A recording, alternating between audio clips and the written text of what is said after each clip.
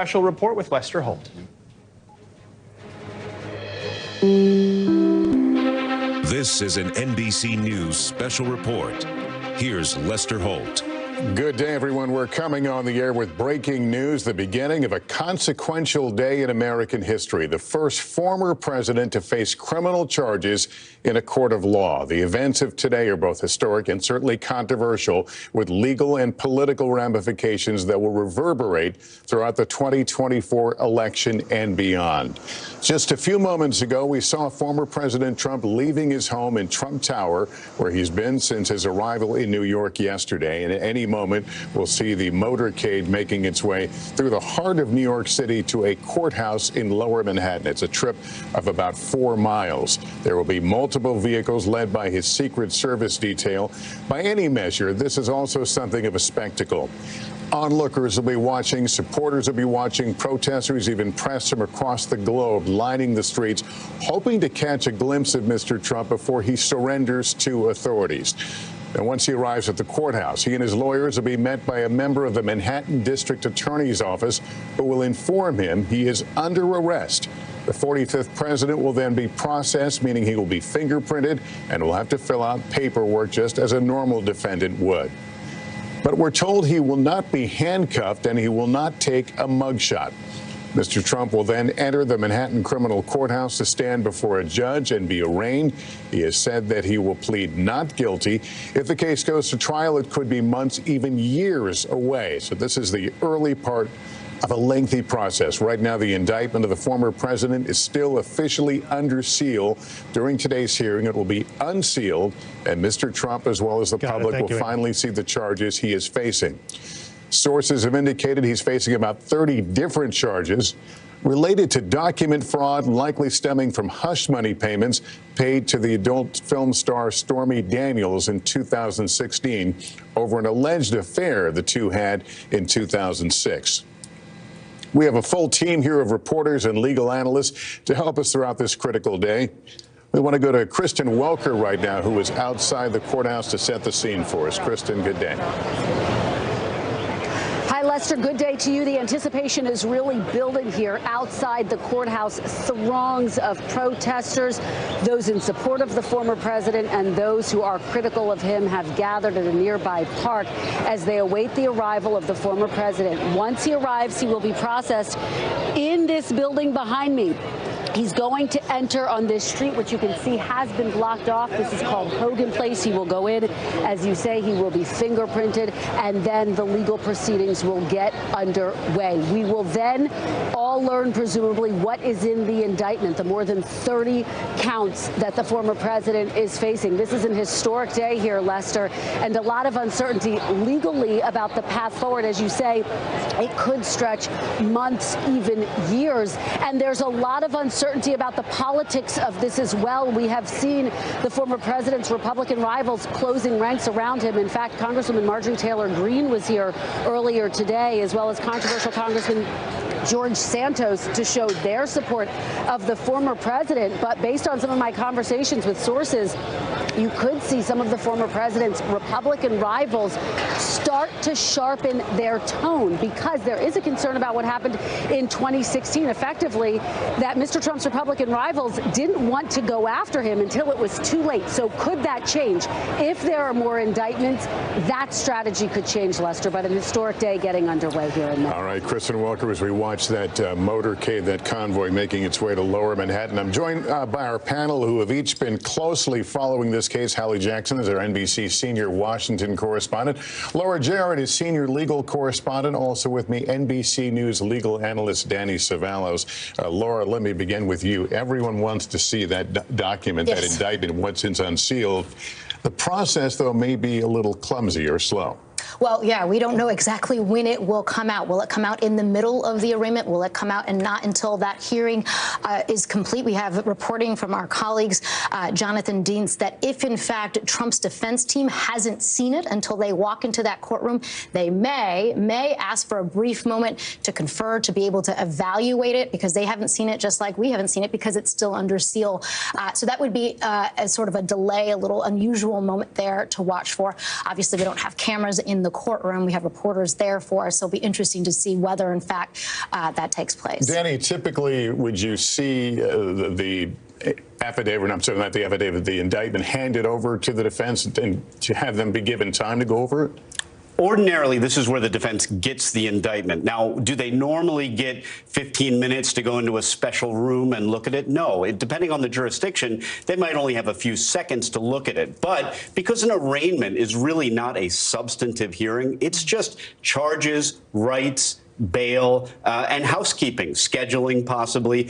So inconsequential is the arraignment that in some jurisdictions, Pennsylvania, for example, you can waive it. You can just mail in your not guilty plea, and you don't even have to go. It's significant because it is the starting gun for the criminal case. And after that point, you can get things like discovery. You can get the indictment, of course, which you need to get. But in terms of an actual substantive hearing, normally we're talking 5, maybe 10 minutes. If you're in some jurisdictions, they do it conveyor belt style, many defendants in the same room on one day. Of course, that's not what is happening here. Reportedly, they've closed down most of the courthouse for a single arraignment, normally, as I said, just a few minutes long. Hallie, give me your thoughts as we await the arrival of the former president. Well, I'm picking up on something Danny talked about here, and Laura too, which is this is a fairly quick legal proceeding. We had been watching, and we're seeing it here, that aerial shot of the motorcade. And let's just set the scene for what we expect to see happen over the next hour. We are not going to see much of Donald Trump. That is the expectation right now, because the judge has ruled that there are no video cameras in court. There will be some still cameras permitted, so we will have some, frankly, historic images of the former president. But that'll be only just before the proceedings happen. I wouldn't underestimate, though, the power of a compelling visual, especially for somebody like Donald Trump, who made a lot of his career on understanding the power of an image here. What we're seeing now, let's just be clear. Lester, you or I couldn't get downtown as quickly as Donald Trump is getting downtown. The level of security that is in place around this is, frankly, extraordinary, and it is unprecedented because this situation is unprecedented. A lot of eyes on this. There's a lot of attention on this. As Laura and Danny have laid out, there are going to be things that will happen that don't typically happen for your run-of-the-mill defendant. At the same time, this is somebody who is facing criminal charges, Lester, and that is not to be forgotten.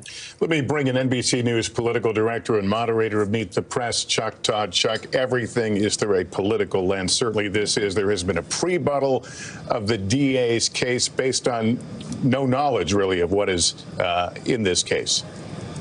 There has been. Look, I think that the Trump team has decided, and they made this decision honestly, he made the decision 5 months ago when he decided to become an announced candidate as early as he did. It was all about trying to game the politics of the legal threats he faced. He was hoping being an announced candidate perhaps might keep the Justice Department from being as aggressive in that investigation. But none of that has worked out. But of course, he views his best legal defense as a robust political stature, if you will. And so today it's pretty clear he is now trying to lean into this. He wants to send the message that not only does this not hurt him, it may strengthen him, at least if you have that view inside the Republican Party, and certainly his Republican opponents are going ahead and conceding that aspect of it. They're not going to sit here and pick at this. If anything, they're rallying around him on this one. Look, we're all in uncharted waters, so we can sit here and none of us can pretend we know exactly how this is going to play out. But it's you know, what could be a short-term gain. Over time, Trump has a way of sort of wearing out his welcome, even with his most ardent supporters. And so I certainly think one way I look at this is this. What voter who voted for him in 2016, didn't vote for him in 2020, is suddenly looking at all of this and thinking, maybe I was wrong. Maybe I will go back to supporting him. This is what I want. So I still don't buy that it ends up being helpful to him politically in the long term.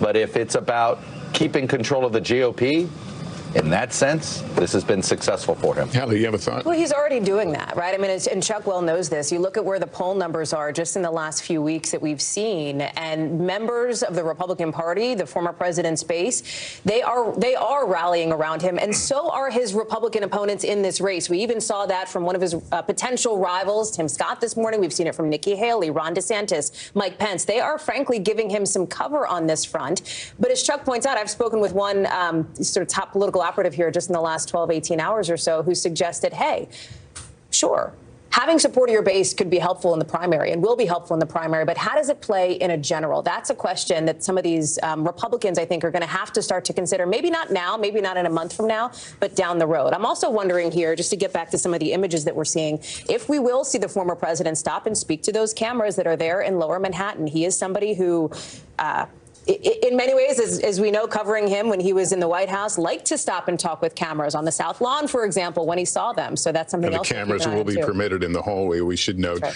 I also want to talk to the panel here a little bit about the Truth post that the former president made, Truth Social, in which he says it's a very unfair venue, referring to Manhattan, with some areas that voted 1% Republican. This case should be moved to nearby Staten Island, he writes. Would be very fair and secure location for the trial. Additionally, the highly partisan judge and his family are well-known Trump haters. I want to get your thoughts about that language, singling out the family, Laura. Could that be problematic, that kind of language? Might that lead to the judge asking for him to be quiet? It's a risky move. And I talked to a bunch of former federal prosecutors who have appeared in front of Judge Merchan, who will be presiding over this. And they said, look, he runs a tight ship. He doesn't stand for any nonsense. He's fair.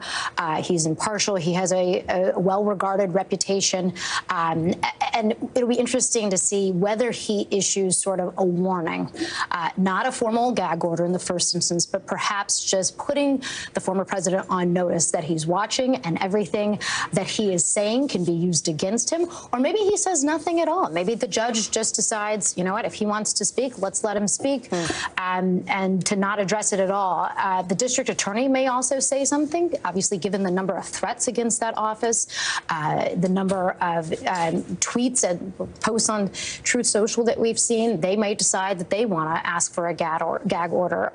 Or again, they may decide, you know what, let's just let a jury decide. All right, the convoy has exited the FDR now in Lower Manhattan. They should be arriving momentarily. But, Danny, I do want to get your thoughts on that Truth Social post. Did you find it at all disturbing or near a line?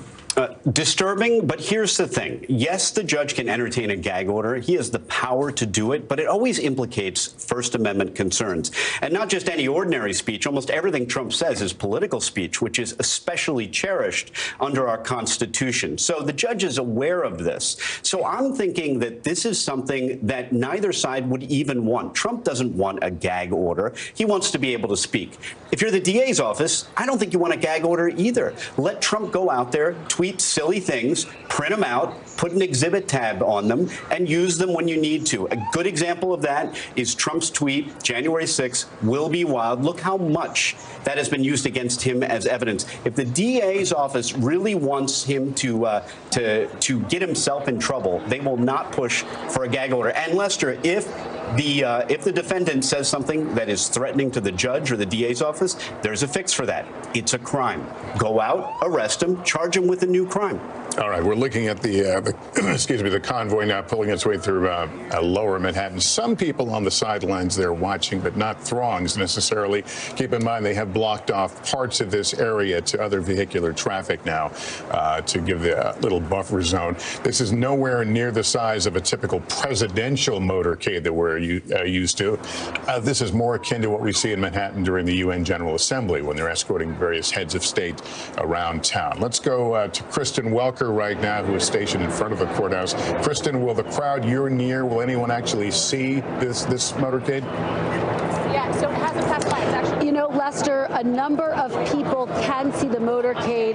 The protesters who are gathered in that park that I mentioned near the courthouse are somewhat offset. So right now, it's a bit somber and silent here. What we are witnessing right now is an extraordinary moment. The first president. Okay, actually, I'm going to interrupt you a second and show you. There is former President Trump waving to a few people as he's led through a flank of Secret Service and court police. See the back of his head now as he makes his way to the courthouse.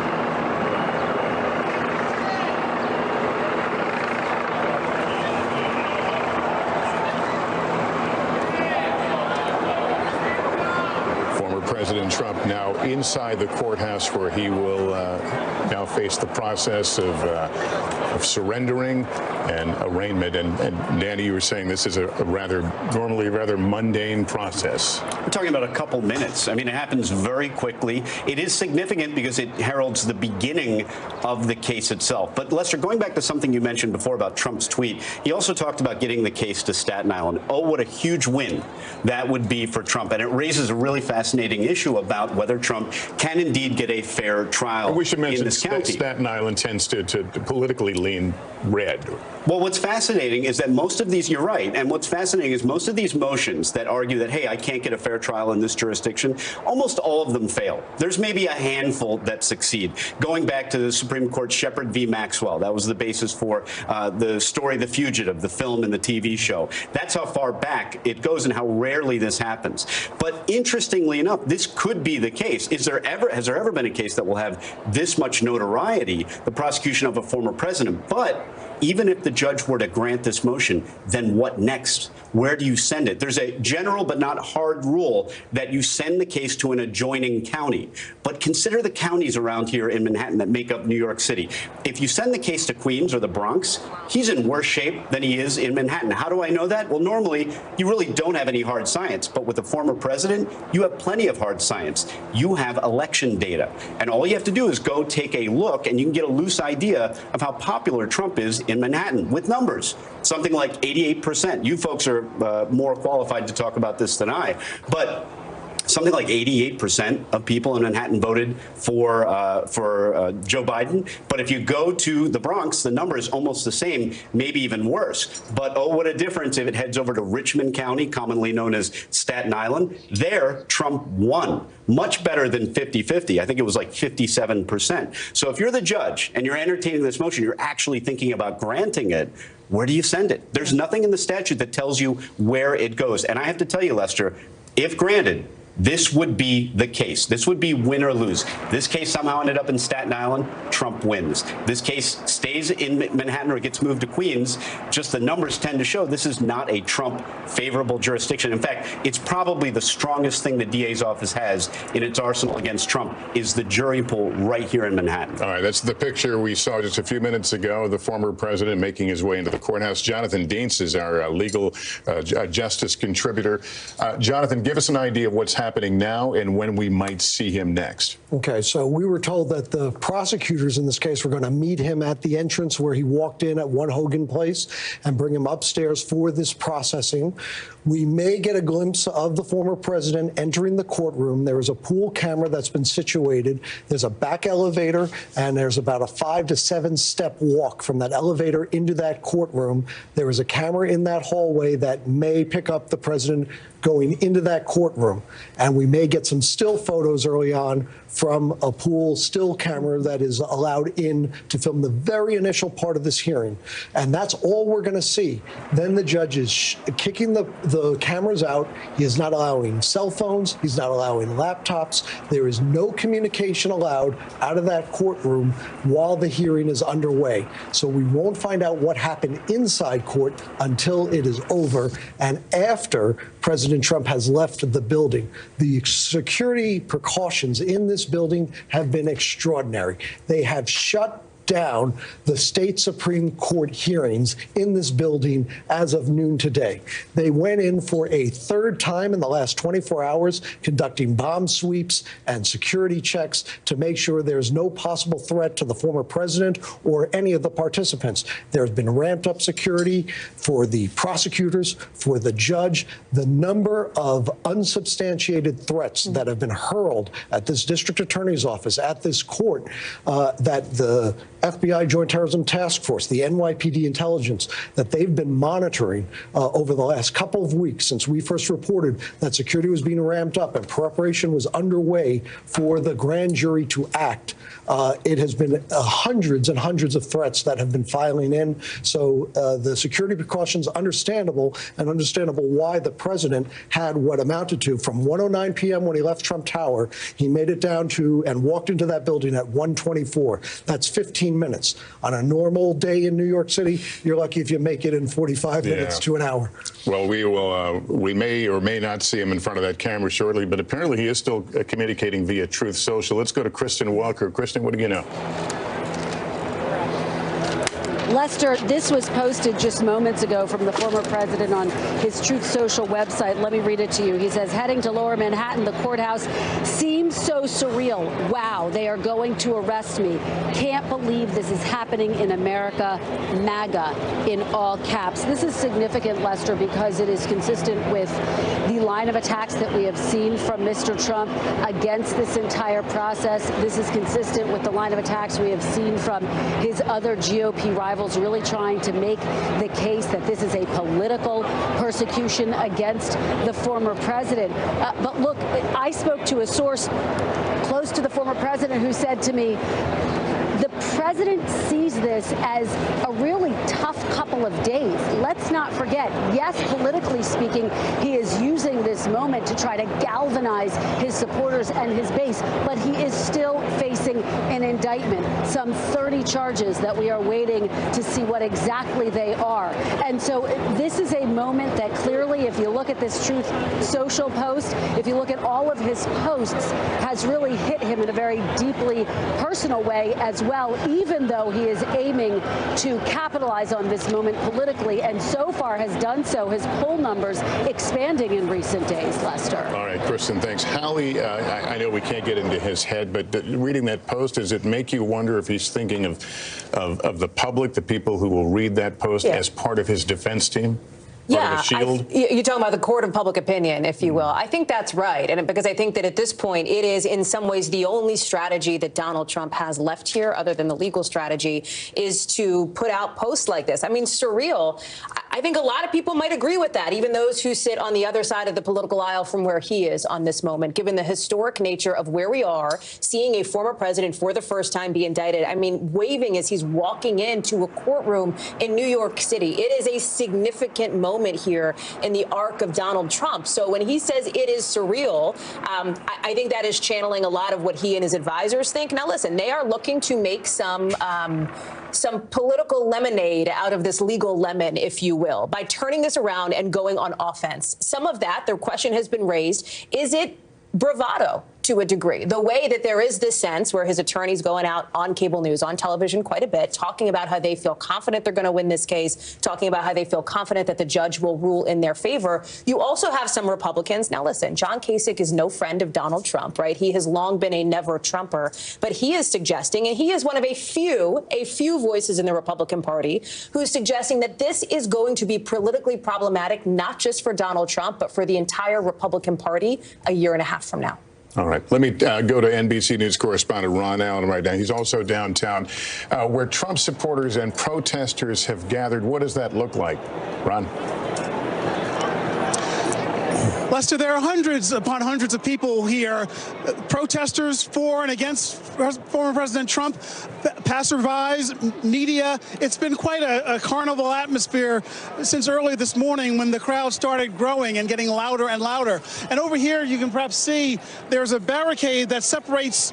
One side is against Trump, and the Trump side is on this side of the barricade. And there have been police walking back and forth through that area that's about 6 or 7 feet apart throughout the day. It's been peaceful, a lot of yelling and screaming, but we have not seen any sort of physical confrontations. We've not seen any arrests that have happened as of yet. Again, the Trump crowd has been on this side. It seems to be thinning out a little bit. They seem to sort of disperse after hearing the helicopter and seeing reports on social media and elsewhere that, in fact, Trump had arrived at the courthouse. They obviously can't see him from here. The other big moment here was when Marjorie Taylor Greene, the congressperson from Georgia, showed up. The park where she was going to have a press conference where all these demonstrators are was so crowded that she couldn't get in. And she made some remarks on a side street just outside of this park because that was the safest place for her to go, where she could get some space, frankly. Again, it's been very peaceful, very passionate on both sides of this issue. And as you can imagine, they've been waiting and waiting for Trump to get here, hoping to get a glimpse of him. But from this vantage point, they won't. And the NYPD presence, the New York Police Department presence, is huge. A lot of officers in blue, a lot of plainclothes officers, but it is orderly, it is under control, and there is a lot of passion on both sides of this here. Lester? Yeah, that picture qualifies as a wall of blue there. We see the police officers on the street right now. With us, joining us now, former U.S. Attorney at NBC News, legal analyst Chuck Rosenberg. Chuck, we're probably moving very quickly here. We don't still know what's inside this indictment, but if we can just look ahead a little bit, this question of change of venue and whether you can get a fair jury who doesn't know anything about this case or this individual. What are your thoughts? Yeah, well, I absolutely think you can get a fair jury in Manhattan, and let me explain that, Lester. You're not necessarily looking for a jury who doesn't know anything or doesn't have any opinions.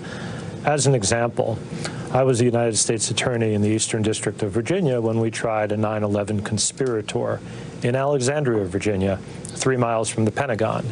And we assembled a fair jury. Again, folks on the jury had heard of 9/11, of course, and maybe even had known of somebody who lost somebody in that horrific attack. What you're looking for are jurors who will listen to the judge's instructions, follow the law, and fairly and carefully weigh the evidence deduced in trial. Last count, Manhattan has a fairly sizable population, several million people. Can you find a jury of 12, whether or not they voted for Trump or against Trump or have an opinion about Trump, can you find a jury of 12 who can fairly and dispassionately weigh the evidence? In my experience, jurors do that all the time. For people who haven't been in the criminal justice system, they ought to know how seriously jurors take their oath and how seriously they take their work. I think the motion is likely to fail if it's filed by Mr. Trump, and I manifestly believe that he can get a fair trial and a fair jury in Manhattan. By the way, both sides, not just the defendant, but both sides are entitled to a fair trial, and I believe Judge Mershon will see that that happens. All right, Chuck, we'll ask you to stand by. Thank you. And a reminder, Donald Trump just arrived at the courthouse for processing. So here's a look at what is happening right now. It's pretty standard stuff, as it's been explained, for anyone charged with a crime. He'll be met by a member of district attorney's team who will inform him he's under arrest. That has likely happened already. Mr. Trump will be given the standard Miranda right warnings, which includes his right to remain silent. There's the paperwork that has to be filled out. He apparently will be fingerprinted. The big difference for him, no handcuffs, no mugshot. That would be part of the routine booking for anyone else. I want to move now, if I can bring in Catherine Christian. She worked in the Manhattan District Attorney's Office for more than 30 years, including as an assistant DA, and has witnessed many defendants being processed. I want to ask you how this one is different, but first, if I can ask you about this idea of how lengthy this process is going to be from here on out. How long typically would a case like this take to get to trial? It could take a year. No one should be surprised that a case which has, we haven't seen the indictment, but apparently over 30 counts, would take that long. You also have to remember, this is not the only case that's being prosecuted in Manhattan. It's also not the only case on Judge Mershon's calendar. There are incarcerated defendants who certainly should have their cases tried first, but there should be no surprise that a case like this that's complex would take long. The defense attorneys are going to file motions, as they should, because they're competent, and it's going to be about dismissing the indictment. They may have change of venue, which I agree with the panelists will fail. They are going to litigate to the max, as they should. And so people should not be surprised that a case like this could take up to a year. That's an extraordinarily long amount of time, and we know that there's a DA in Georgia that may be close to deciding on an indictment. We know that there's a special counsel investigation. What happens if any of those indict and this is still going on? Who takes precedent? Which trial takes precedent? Who resolves differences in scheduling? Well, typically, there are other defendants in that courthouse who have been indicted in other jurisdictions and have cases in other jurisdictions. Typically, whichever case is closest to trial will be the one that goes first. So Georgia hasn't even presented their case to a grand jury yet, so there is no indictment. The special counsel there is no criminal case yet. And of course, he has a civil fraud case a block away from that courthouse, which is going to be going to trial probably before this one. And then he has the civil rape case that's going to trial. So he has a lot of legal issues swirling in his world. But typically, it's whichever case is the lead. And that's how it happens. I'm hung up on that year-long process we may be looking at. All that time, presumably, Alvin Bragg's office is not talking about the case. Only in the courtroom are they talking about the case. Yeah, only in the courthouse. So which makes me wonder, are they also know there's a court of public opinion. They also know this has been, widely attacked based on what people know, or maybe in this case don't know. How does that affect how this office proceeds? I think that if this case drags along unnecessarily, I can tell you it will not be because of the Manhattan DA's office, and I'm not saying that as being biased. The defendant has a right to make motions and after motion, not frivolous motions, but motions. This judge, Judge Merchan, is a no-drama judge. He is very fair and reserved. He will not allow any unnecessary delays. He'll allow necessary delays, but not unnecessary delays. So every time there's a court appearance, the district attorney's office will have their prosecutors there, and they will make whatever record in the courtroom. So it will be clear that as this case is moving along, they are doing everything they're supposed to be doing. And if there's a delay, it has absolutely nothing to do with what they're doing. Catherine, great to have you along with us today. We'll ask you to stand by as I turn back to our panel here. And Laura, let's begin this conversation now. But what might be in this indictment? We have heard that it could be up to 30. We don't know how it will be broken down, and if there will be any surprises, things that have not been reported. That's one of the big questions we all have once we actually see the document is what is their theory of the case, and is there anything there that's new? Is there any fresh evidence? We understand they subpoenaed a number of different records. They had a number of different witnesses in front of this grand jury. That's all under seal. It's all supposed to maintain a secret process to protect the integrity of the investigation. And so I'm looking for in that indictment, is there anything other than a falsification of business records charge? Is there a conspiracy related charge? Is there banking? Is there tax fraud?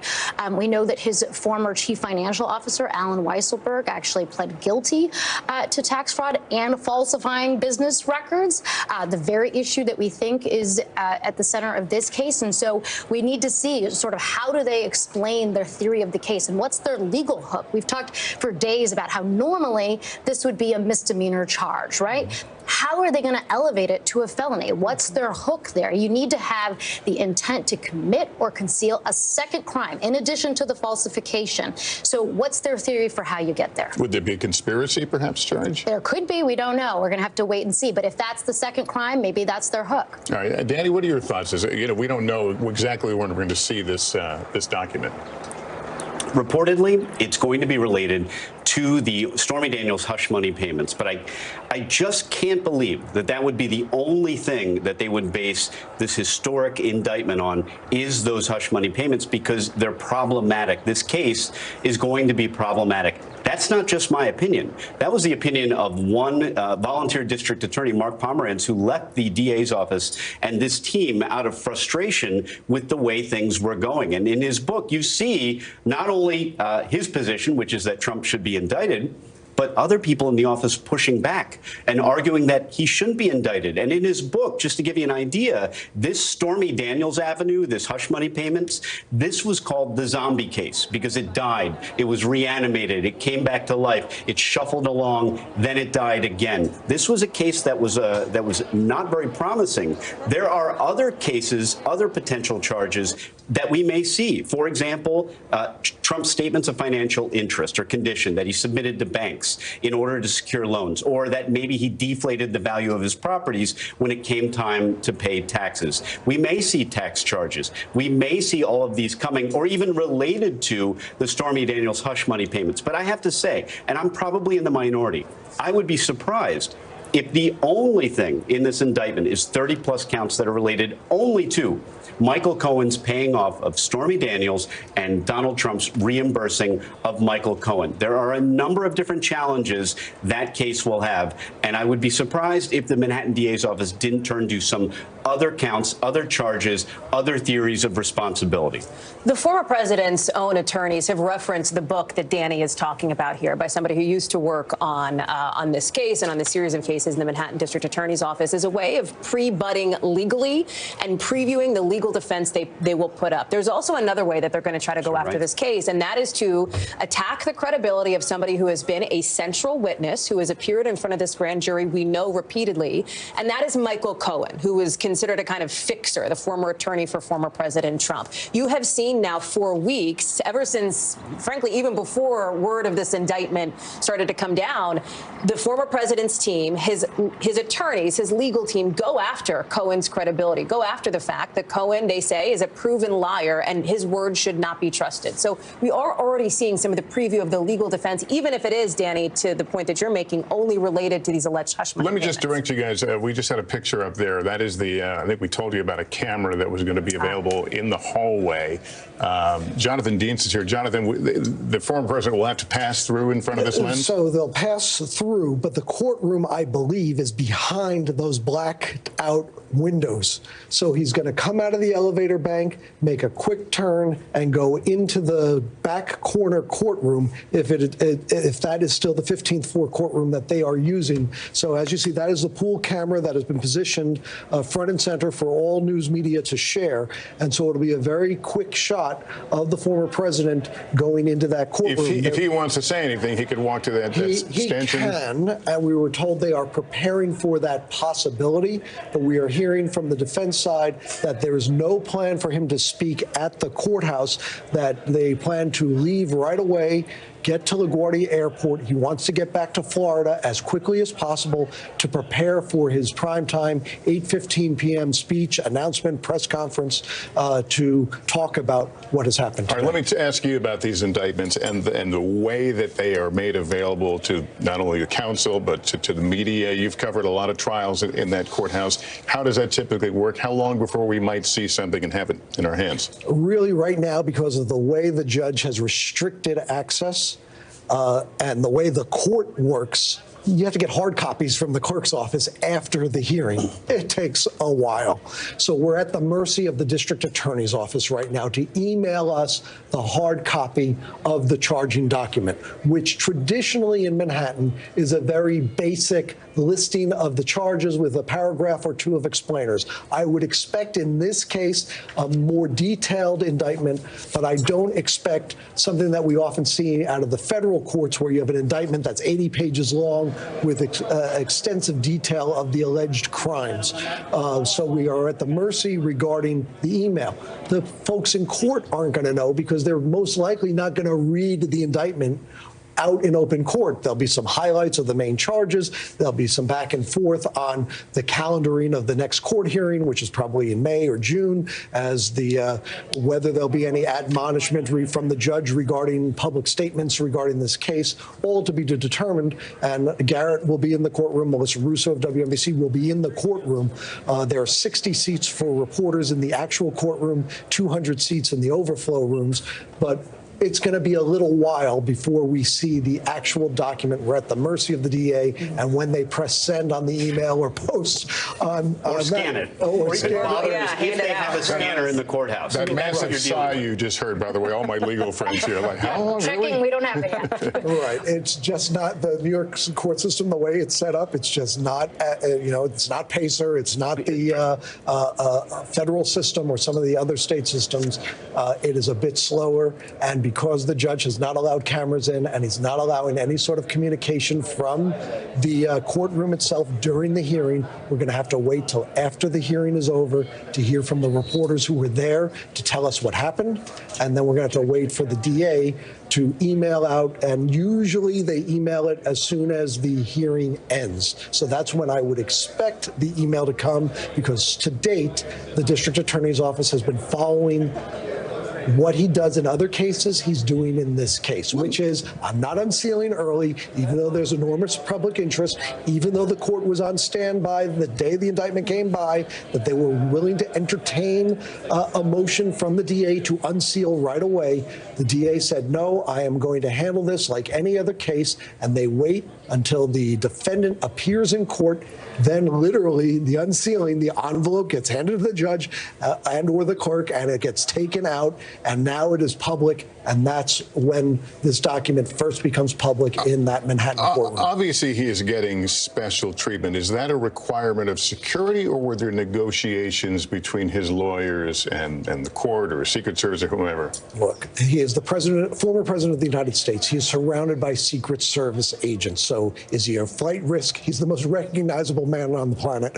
So there's no need for a mugshot at this time. Whether they changed their mind when he came in, and the capability, we were told, was put in place. Originally, we were told it may not have been in place. It was made to be put in place in case they changed their mind. But in terms of special treatment, much of what we're seeing today is for the security reasons associated with this case, both for, again, the president and the judge and the DAs and the surrounding community, to make that building a fortress, to make sure it is safe and secure for everyone involved, and to get the president in and out, former president in and out as quickly as possible. So that is the logic, certainly, behind the court officers, the Secret Service, the NYPD, and everything you've seen in terms of, quote, special treatment. The logic, again, you have to go back. There have been a ton of threats, unsubstantiated, but a ton of threats associated with this case so far. I want to bring in, if I can, former federal prosecutor and NBC News legal analyst Carol Lamb. Carol, good to have you. Let's talk about this, what we expect to be, almost over 24 counts against the former president. Is there a strategy here that we're not seeing just based on that information?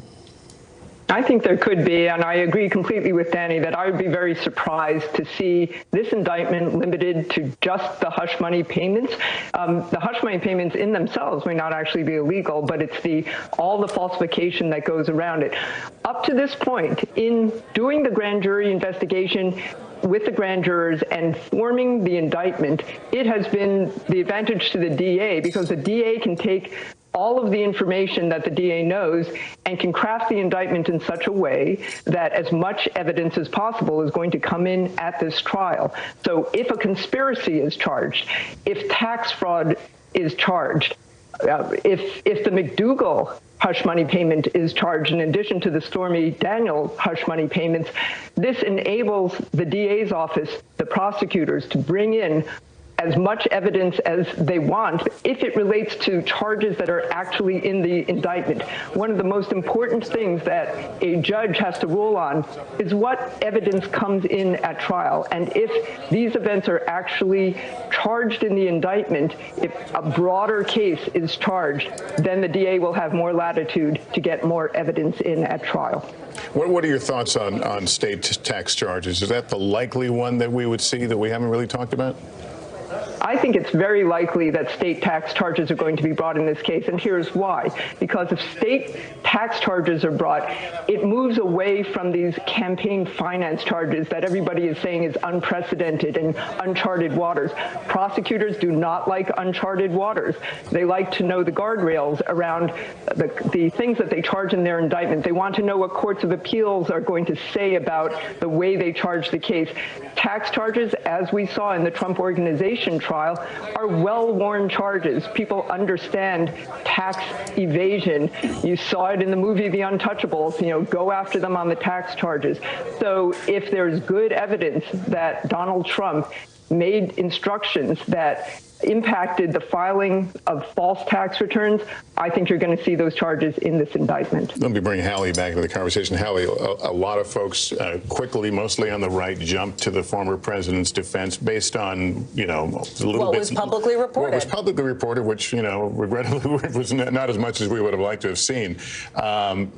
if these charges turn out to be a bit more serious, does that change the calculus here? I'd be surprised to see that, Lester. I mean, who knows, right? But I think given what we have seen, if past is any precedent, there is a real sense, and I will tell you, having spoken with a lot of Republicans here over the last series of days, that this almost feels kind of personal, that there is a sense, even among rivals of Donald Trump, members of the Republican Party, who may not want to see him get the nomination, certainly don't want to see him get the nomination, considering they're working for somebody else, but who do feel like he really is being politically persecuted here. Now, we have to say that Alvin Bragg has pushed back on that, and the prosecutor's office has said, of course, you know, that is not the case here. But that sense is real, given the person and the district bringing the case. Remember, and I want to just remind people, this is not the only investigation. This is not the only legal trouble, potentially, that Donald Trump faces. There is another investigation into him in Georgia and Fulton County as it relates to his push to try to overturn the legitimate results of the 2020 election there.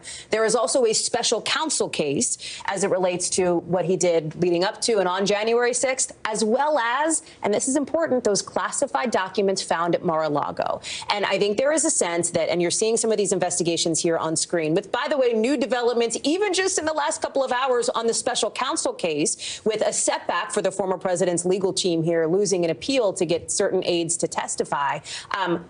The classified documents case is one to watch as well, because these are Republicans who are running against him or who plan to run against him, who have made a case about, let's say, national security, the importance of protecting intelligence. I think point being, other cases may be harder for Republicans to defend. But in this instance, unless there is some big bombshell, unless Danny is right and there is this sort of thing that nobody expects that comes out, it is hard pressed to see how, for example, Ron DeSantis or Mike Pence walk back the criticism that they've already very clearly and in some instances repeatedly laid out against Alvin Bragg in this investigation. All right, let's bring in our colleague Kristen Welker now. She's outside the courthouse. Kristen, you have some thoughts about this, too, about these gathering legal storms over the former president.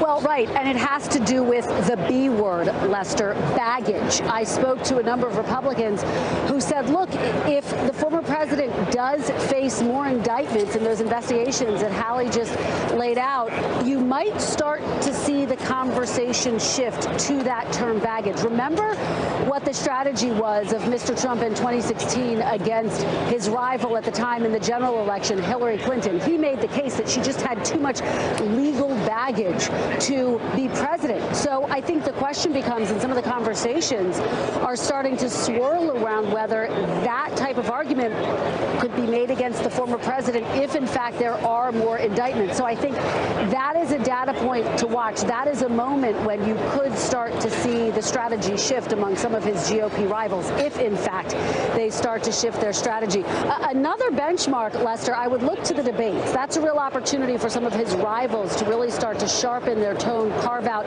their own lanes, and to depart from what we are seeing right now, which is this closing of ranks around the former president, this fear almost of breaking with him in this moment, Lester.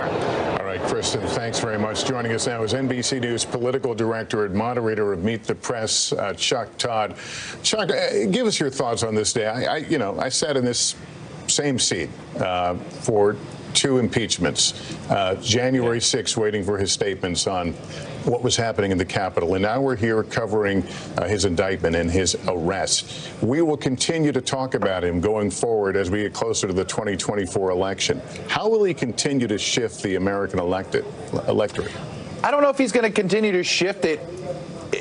I think it's going to be a continued erosion. I'm glad you sort of focused it and reminded folks about how many times we've been in this moment where Trump's in a legal predicament, and it looks as if, and I think too often people assume, okay, this is it. This is the one that's going to get him, rather than realizing that, and I'll use a metaphor I've used in the past, when you watch the erosion take place on a riverbed, you don't always see it every day.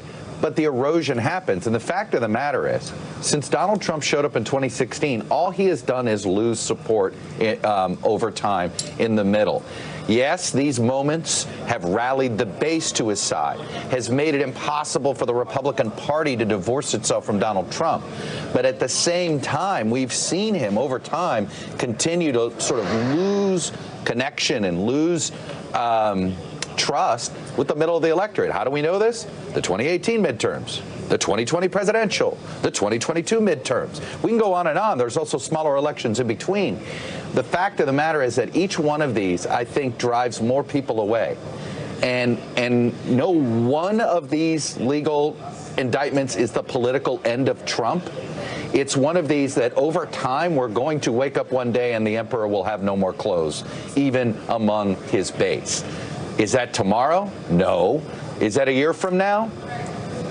We'll see. Is it 5 years from now? Maybe. But that, I think, and each one of these over time, I mean, watch his Republican rivals. If he gets indicted on either of the other two, investigations in Washington and Atlanta, I don't think you're going to see the same rally around Trump that you're seeing now. In fact, I think in some ways, rallying around Trump now is easy because they know this is the one that's easier for them to politically dismiss.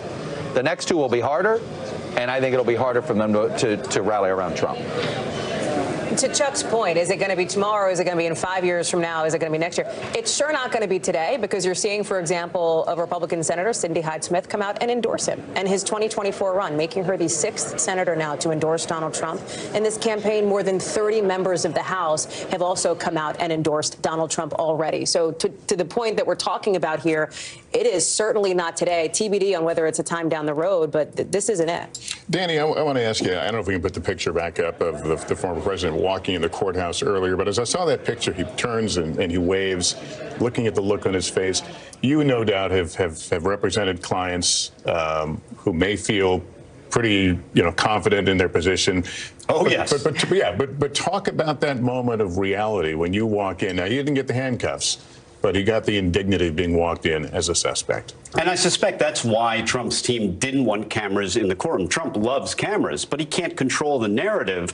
And there's probably no worse look for somebody than standing at the defense table, even if you're just being arraigned and saying the words "not guilty." It's not a good look. It doesn't help him. That's why he's going to control the narrative, leave the courthouse, go back to home base in Florida, and then he'll make his statements. But, the interesting thing, there are a lot of different defendants out there for whom being charged with a crime isn't the devastating thing that it would be for everybody else. And for someone like Trump, he's someone that appears to be unbothered. It's water off a duck's back. So he's walking into court. He's waving. He's probably not going to give a statement here. But look, criminal courts, especially white-collar criminals, are the type that never believe that they did anything wrong. And the irony is they will tell their lawyers about how this is all a big misunderstanding and I didn't do anything wrong.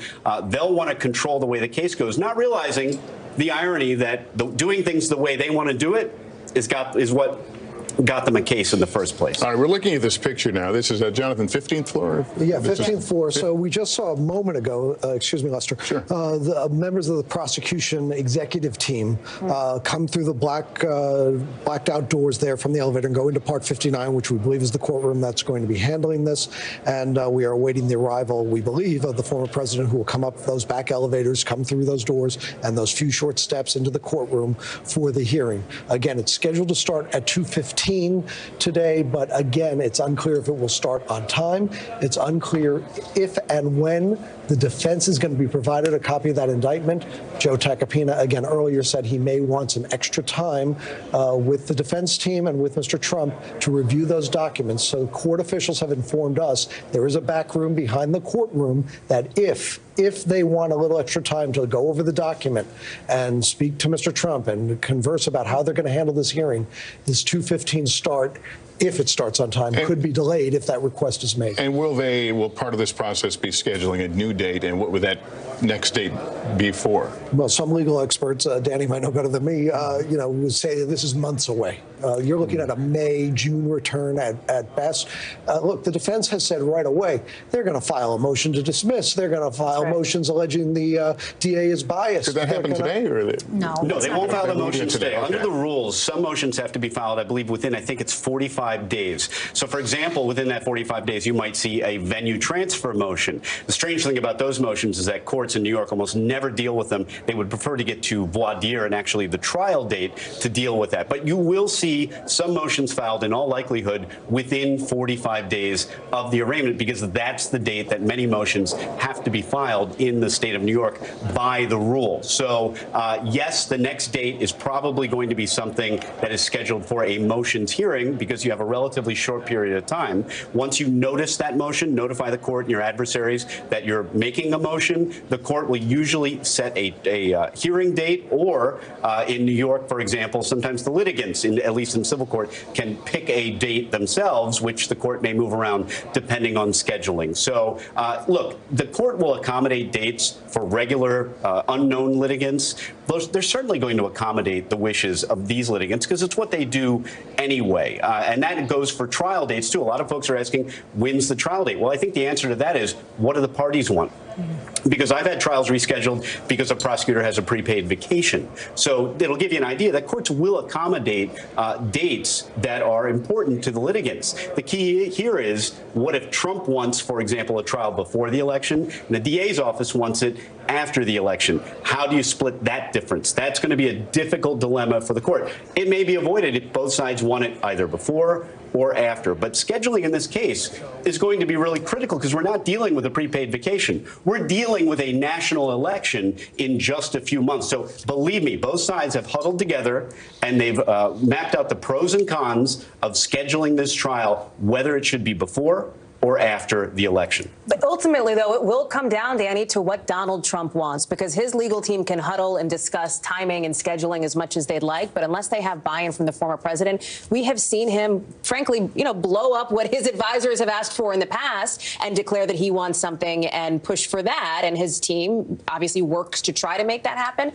So I think it's going to be fascinating to see how the timing piece of it takes out, because you're right. We're talking about, listen, they're probably not going to shift it for a campaign rally or two, and we expect there to be plenty over the course of the next year and a half. But we are gearing up to be in the middle of presidential debates months from now. We're gearing up to be in this presidential election, Jonathan. Okay, we're watching folks come in that back door leading, I guess, to the courtroom.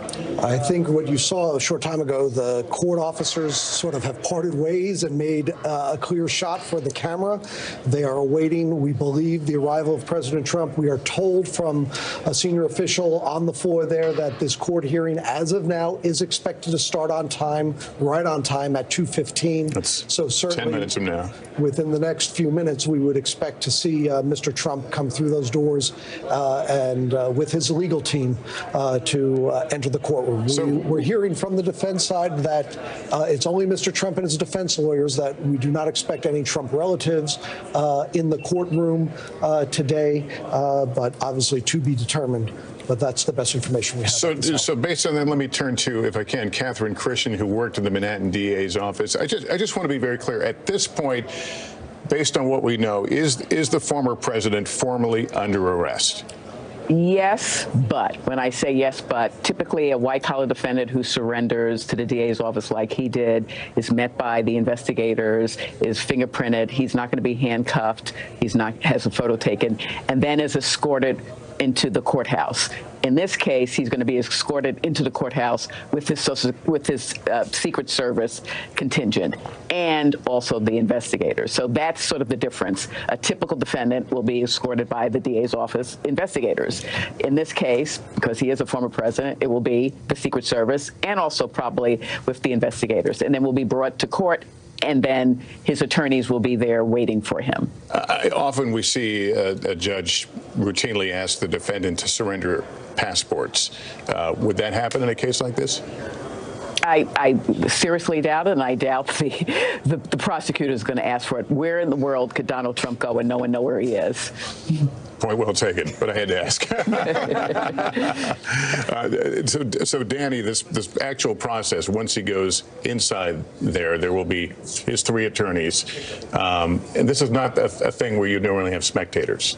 No, I mean, normally courts are open, and arraignment courts are often conveyor belts. I mean, they're like an assembly hall in state court. Now, there's a huge difference between state court, which is like a public bus station full of people bustling around. When you walk into a federal courthouse, it's like a library. I mean, there's barely anybody there. So an arraignment there might be attended by nobody. In state court, you might have 50 people waiting for their case to get called, and it moves relatively quickly. That's not what's happening today. They have set aside, they have reservations for the entire building, cleared it out for this, the most consequential defendant in the history of New York criminal law. So even for a hearing that's only going to be a few minutes, and by the way, the fact that they've cleared that building gives us a pretty good indicator of how this case is going to go procedurally for a really minor hearing. I hate to say minor because it is a significant point in the criminal case. But in arraignment, this much going on, what about when we get to motions hearings, jury selection?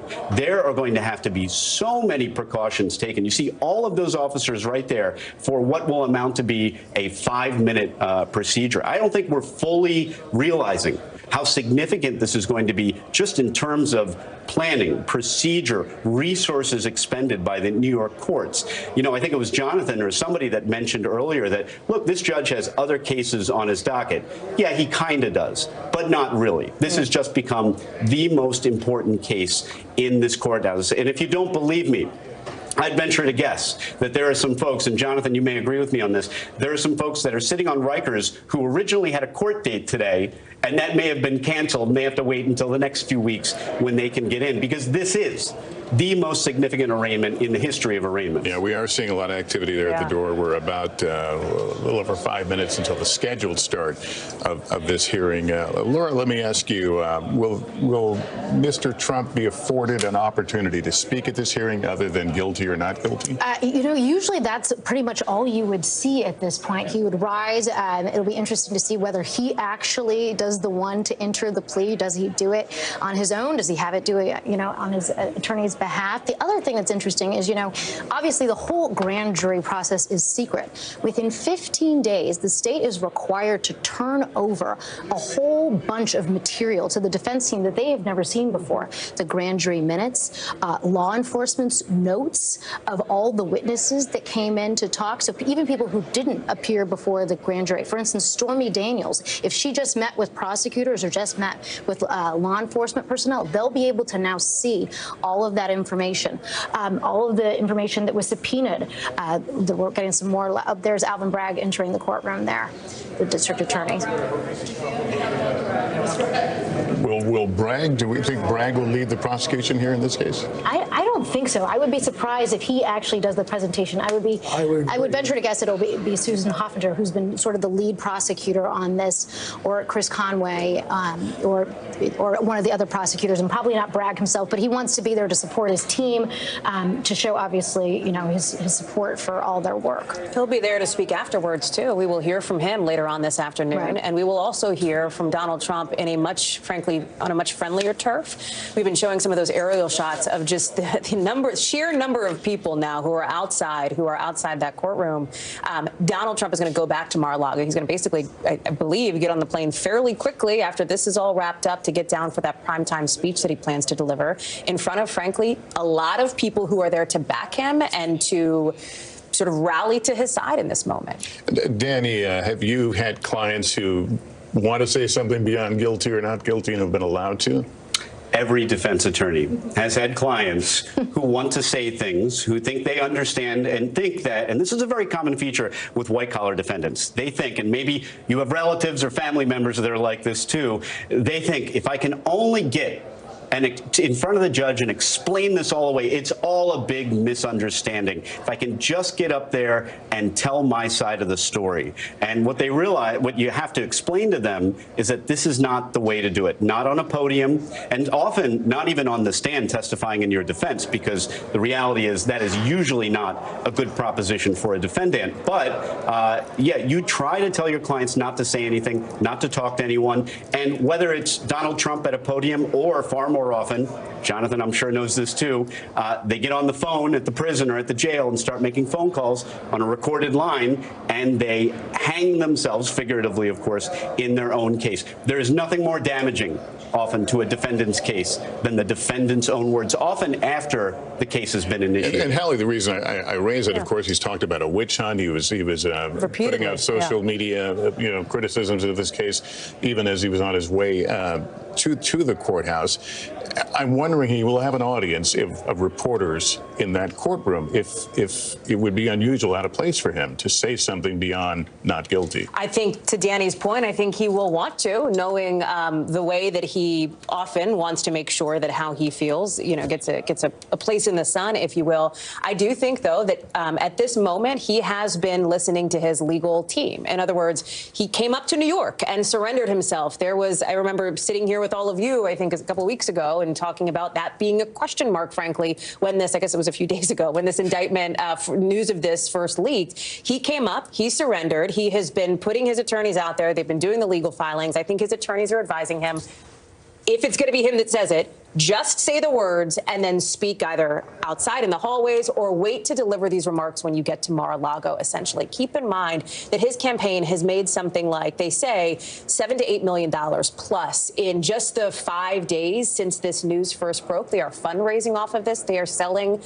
indictment swag, T-shirts with the date of the news that the indictment came out on it. I mean, this is something that they have seized on in a big way in the hopes that it will rev up their base. All right, we're looking at that live picture of the 15th floor of the courthouse, where any moment now, former President Trump will make his appearance for his arraignment beyond those blacked out windows of the door there. He will enter his plea of guilty or not guilty. There will be reporters in the room, but as we've noted, they will not be allowed to carry any electronics, computers, or phones with them.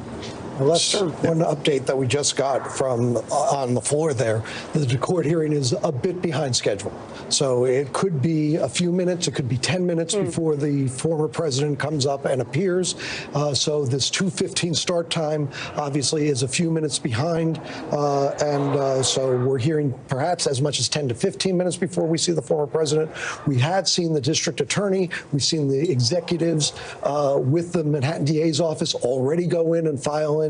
But now we await the arrival of former President Trump and his defense team to come up that elevator, be escorted into the courtroom there, surrounded by the Secret Service. And whether that's in 2 minutes, 10 minutes, we are on hold waiting for that moment, because obviously the hearing won't begin until we see the former president go into court. And one other note, in terms of the extraordinary security that's going on here, with you see the court officers lining the halls, everything has been cleared out in that courtroom. Inside the courtroom, in the aisle, the former president is going to walk down to go to the defense table. They have cleared 1 to 2 seats in every row so that there's no one in reachable range of the former president as he walks through the courtroom to get to his defense table. This on top of the normally we're seeing the security outside the courtroom. You can imagine the level of security inside the courtroom as well. All right, let me go to a former prosecutor at NBC News legal analyst Kristen Gibbons-Fedden. What's it like to prosecute such a high-profile defendant? You were obviously involved in the Cosby case. Yeah, for the prosecutor, it's really no different than prosecuting any other crime. You follow the evidence and you follow the law. But with regard to all the media, it can be very, very confusing, and it can be very,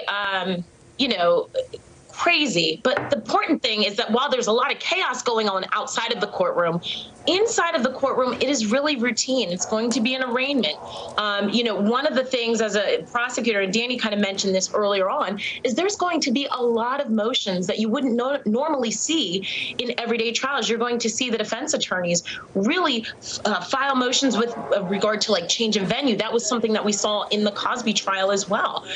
Statute of limitations, due process violations with the length of time that the investigation took.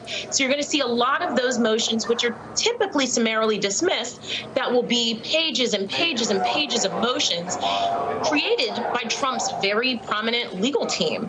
But one of the things to keep in mind is that even though there's a lot of chaos going around outside, it's going to be very routine in the courtroom.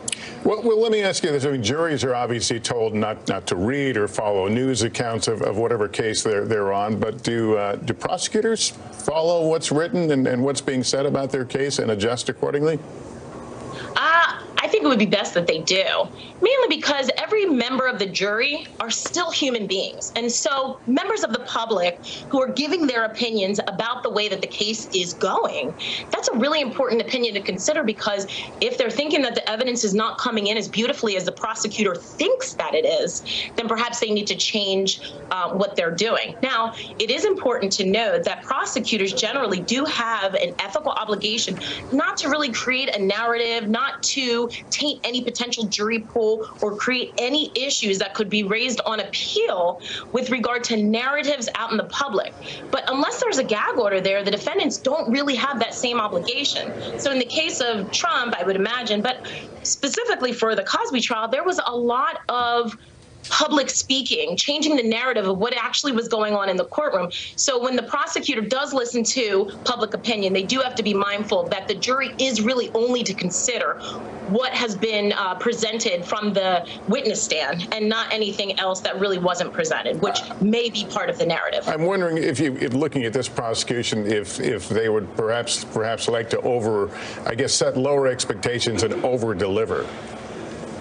I always think that's really important. Definitely set low expectations, over deliver. And that is really the theme with anything, mainly because what you want to do is you want to follow the evidence and you want to follow the law. And by just mainly kind of stating what the case is all about and sticking with that, taking out any cloudiness, any red herrings, then you really do end up over-delivering just by nature. All right, Kristen, we're glad you're with us. Thank you. Let me just move on, if I can, to Kristen Welker, who's outside the courthouse.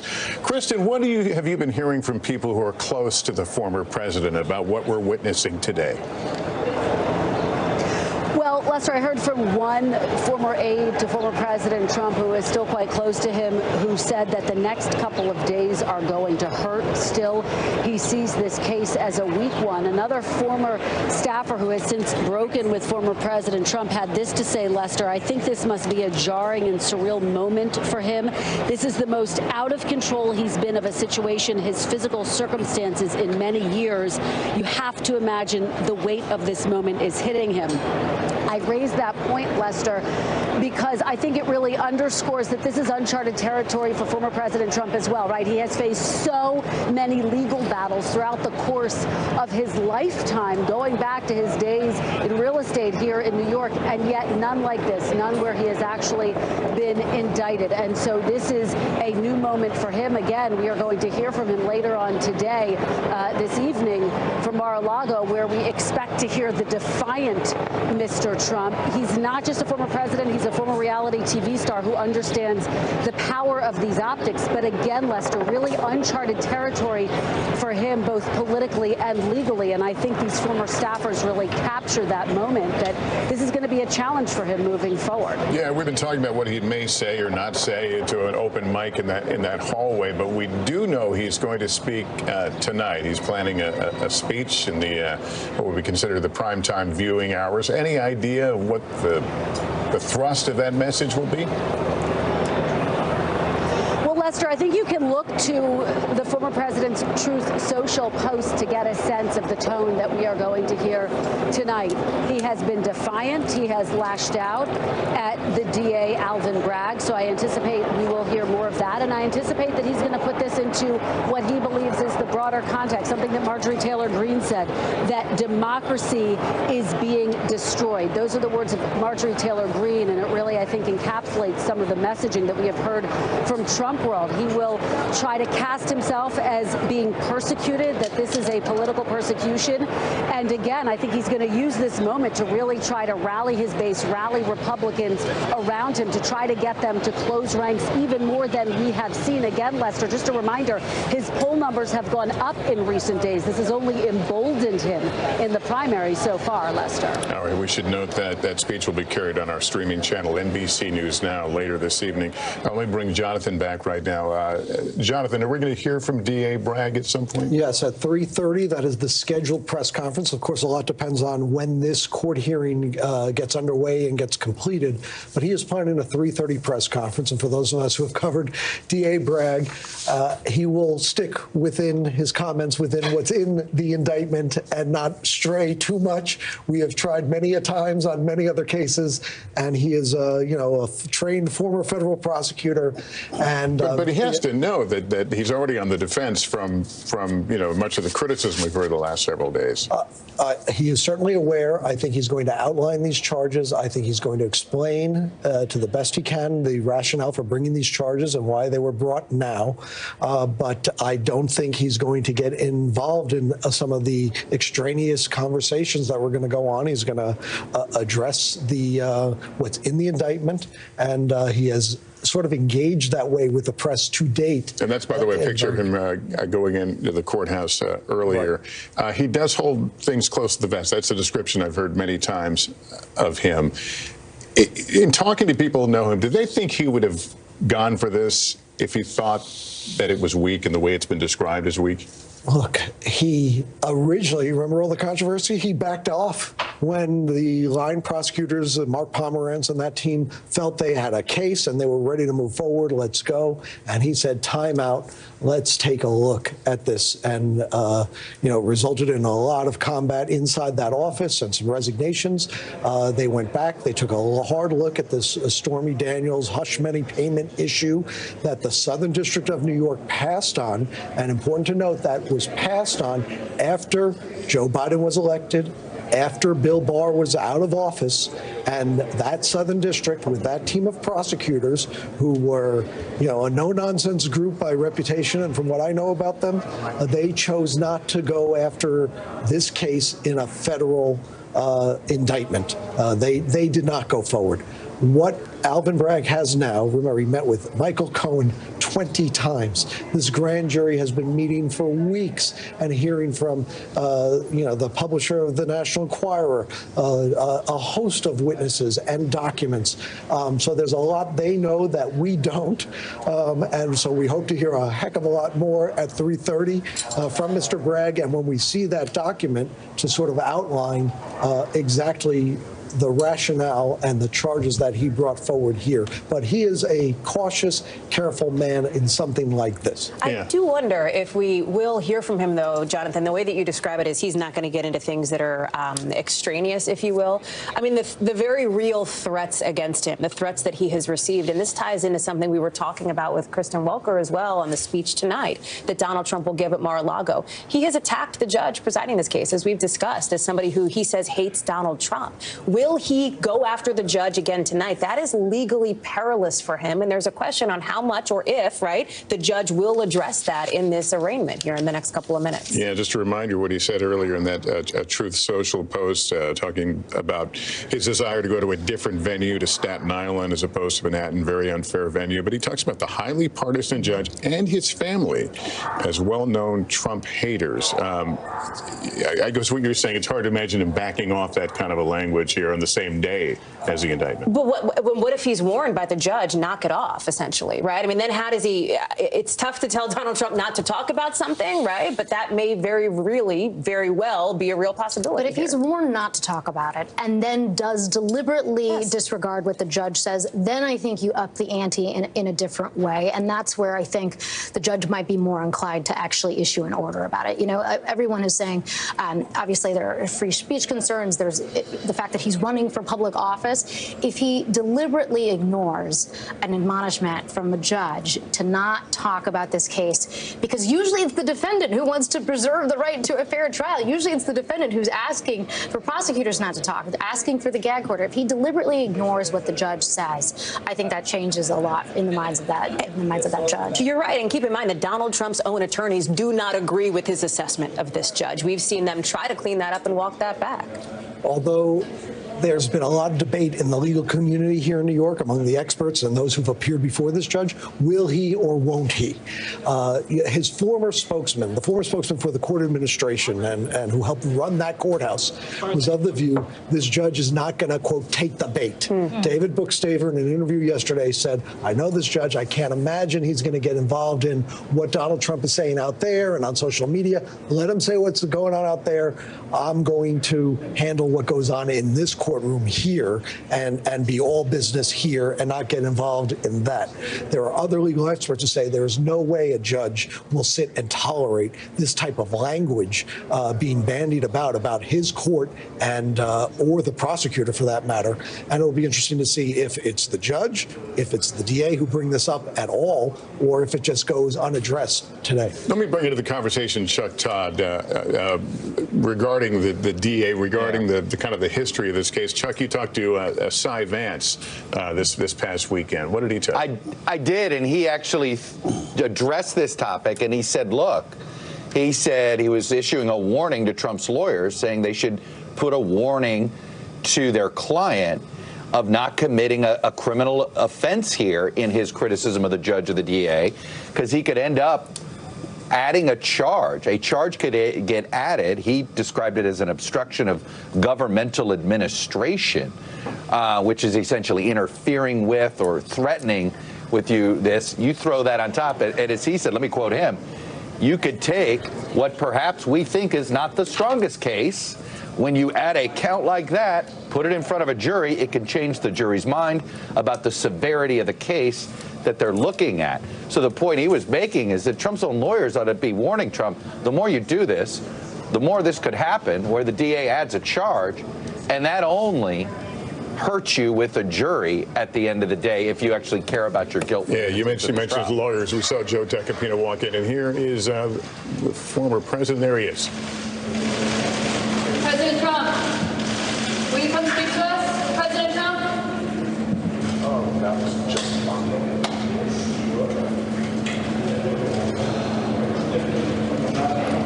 Former President Trump with a stone face, acknowledging with a glance, a question shouted at him. We didn't hear the question, but then proceeding inside the courtroom without engaging. And so now begins the process of the arraignment. And I can provide a bit of an explanation as what the delay was. Remember, this was set for 2:15. Yep. We are hearing from one source inside the courthouse that the prosecutors did give the defense an advance copy before today's hearing so that they could review the charges in advance of the hearing, so the hearing didn't start, and then they asked for a delay and then go into the back to have their meeting.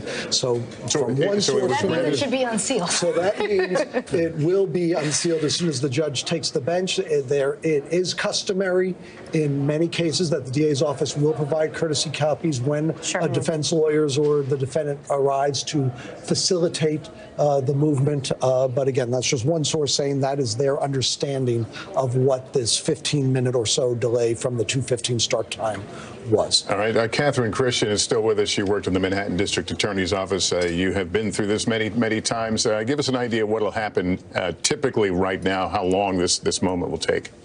Well, it shouldn't, and if it is true what Jonathan said, that the defense were given a copy of the indictment, that should make it a shorter proceeding, because they will have the opportunity, or they had the opportunity to review it, and they're not basically reviewing it as soon as it's handed to them in the well of the courtroom. So what you just saw Mr. Trump go in, that's typically how someone who is not, incarcerated would come in. They would just come in through the front doors, albeit not surrounded by Secret Service. And he will join his attorneys on one side of the courtroom, they call it in the well, at a table. I don't know if all 4 of his attorneys will be seated with him, but they might. And on the other side, directly on the opposite side of him, will be the prosecutors on the case. Probably not every one of them. The first row in all courtrooms are reserved for the attorneys. So on the one side, it'll be the defense attorneys or people who are part of their firm will be behind Mr. Trump and his attorneys. And on the other side will be, if the district attorney Bragg is not going to be personally doing the arraignment, he'll be seated right behind the assistant district attorneys who are assigned to the case. And the judge will be there, the chief they call it the bridge officer, who's the court officer, the court clerk, the court stenographer. So the well will not be congested with a lot of people. The audience will be seated behind that first row of attorneys. So in terms of scheduling, for future court dates, will the former president be required to appear in person? He should not. For an adjournment for the defense to file their motion, and then there'll be adjournment for the prosecutors to respond, and adjournment for the decision. It's not necessary for him to be there to hear the decision of the court, and that's not getting special treatment. COVID has shown us that you don't have to appear unless it's a necessary proceeding. But anything like a hearing, he will have to be there. I'm sure you heard part of our discussion earlier, the idea of statements and things that the former president might put out there on social media. Is that something the DA's office would typically, in a case like this, follow closely? What is being said, how it's being said, the tone of what's being said, and whether action is necessary? Absolutely. Because there are charges. There's inciting a riot, which arguably, he hasn't done yet. But, the more that his rhetoric, if he continues to put it out there on those posts or whatever he says tonight, harassment, making threats against someone, whether it's the judge or the prosecutors. They're going to be following everything that he says. And also, those are statements that will be used, guaranteed, against him during the trial. So if you're the attorney for Mr. Trump or any other defendant, you're always saying, just please keep your mouth shut. We know that's not going to happen here. But they will be following every word that he says, as the defense is following every word that Michael Cohen says when he goes on his press tour that he's been doing. So where we are, if you're just joining us, former President Donald Trump surrendering himself to the New York Manhattan DA at a courthouse in Lower Manhattan today, formally arrested and now in the process of arraignment. He stepped into the courtroom just a few minutes ago with his lawyers, as it's been explained to us. A rather straightforward and not lengthy process as he goes through the official processes of becoming a defendant, and it becomes the state of New York versus Donald Trump. As I've said, the process itself should not take long, and his plan, as we understand it, is to go back to LaGuardia Airport and make his way to Mar-a-Lago, where he will speak tonight in remarks that he had previously scheduled and had advertised. But again, we saw him a few minutes ago going into the court, very stern, stone face, as I would describe it. A question was put to him. He gave a acknowledgement of a glance and then looked forward and exited into the courthouse itself. Allie, you want to talk about this moment in history? Well, it is a moment in history, yeah. It's a couple of things strike me here. First, it is that the universe of people who now know specifically the charges against Donald Trump has just expanded, based on the reporting from Jonathan Dienst here, that his defense team now knows what specifically he is being charged with. If it is, as Laura has talked about, a felony, what the underlying charges are, what the underlying intent to commit another crime has been, they are now read in on that. They are now aware, which means Donald Trump is now aware. And I think that is important context for the moment that we have just shown and that we have just played here. I think it is going to be, I don't know for sure, I saw some what looked like still photographers come out of the courtroom just a minute ago, which makes me think any minute now we will likely see some of those first images from inside the courtroom of a former president being arraigned for crimes and on these charges, whether you think they're serious or not, whether they are going to be politically challenging for him or not, or perhaps politically helpful. It is still a significant moment, even given all the history that we have seen of this former president before and during his time in the White House, Lester. Chuck Todd, let me bring you back into the conversation. We have all, as I noted, we've all sat here and covered moments of history involving Donald Trump, and to watch him make his way into that courthouse with the look on his face, the seriousness, obviously, of the moment impressed upon him. What were your thoughts? Well, look, I mean, we say the phrase all the time, nobody's above the law, not even our presidents. And yet we had never seen this happen. Other democracies have put their presidents on trial. Other democracies have put former presidents in jail, including Israel, including France.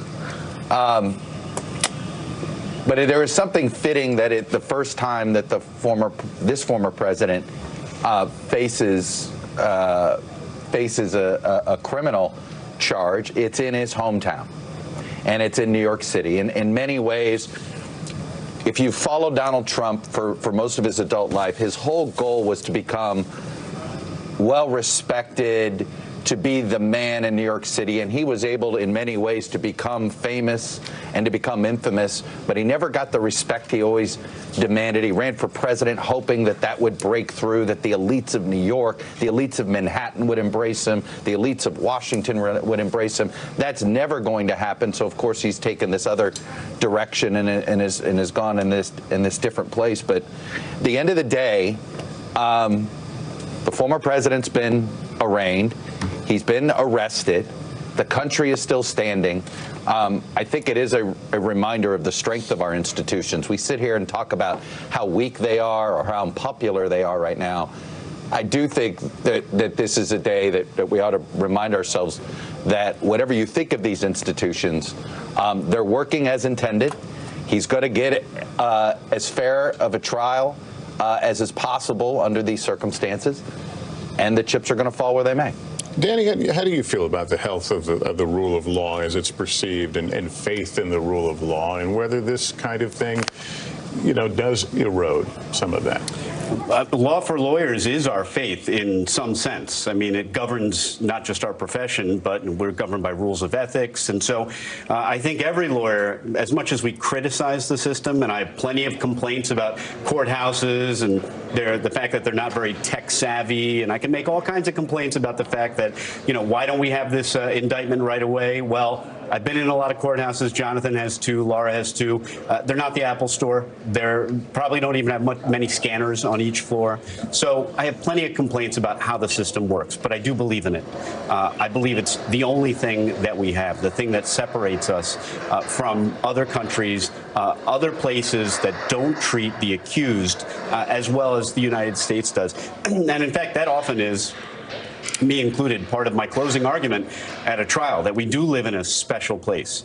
And we empower 12 peers, sometimes more, sometimes less, 12 peers, regular folks in society, to come in and stand in judgment of another person, another citizen. I'm told we have the first photo from inside the courtroom, and keep in mind this would be prior to the actual beginning of the arraignment. And there you see former President Trump, somewhat slumped over at the desk, appearing as a defendant. And he's there with, by the way, his attorneys, obviously, including somebody who was just brought on within the last 24 hours, somebody who knows this district, Manhattan, well, somebody who understands what it's like to the charges and what it's like to defend a high-profile defendant of Paul Manafort. Yeah, obviously, the former campaign chairman he represented for a time in front of a New York jury, and obviously those cases were dismissed, but he's a former federal prosecutor. He's the one right there on the left-hand side who's just joined the team, Todd Blanche, represented Paul Manafort on falsifying of business records charges, which is one of the issues we believe at the center of this case as well. And so as we look at this picture, we may get more. I think 5 photographers were allowed in the courtroom. So it was for the preliminary part of this hearing. He's seated. They were going to go in, take their shots, and with the extraordinary photo. And then they were told to leave. And as soon as they left, the hearing was going to begin. And the guidance we got was the hearing was going to go about 15 minutes or so. And then Donald Trump will be walking out of court and go down the elevator. Why haven't we heard anything about what's happening inside that hearing? Again, no cell phones, no laptops. There's no communication allowed, or you'll be held in contempt by the judge if you're caught attempting to use any electronic device to communicate what's happening inside that courtroom. So the before the hearing ends. So the video cameras, that sole shot we had in the hallway, that's the only one that's allowed in this inside process. the building, that you're allowed on the 15th floor. The judge did allow for cameras to be in the hallway, the public hallway, but he will not allow allow a television camera into that courtroom at all, and still cameras just at the very beginning of what was going to be that hearing. I can imagine people will see what they want to see, perhaps in this photo and body language, but it makes the statement more powerful than anything we've seen up to this point. That this is a president who's now reaching a new level of accountability. And faces these charges, which apparently we believe his legal team is now knows, now that this hearing is underway, but the rest of us still waiting to see exactly what these counts are, what the strategy was of the DA, and what they plan to build this case on.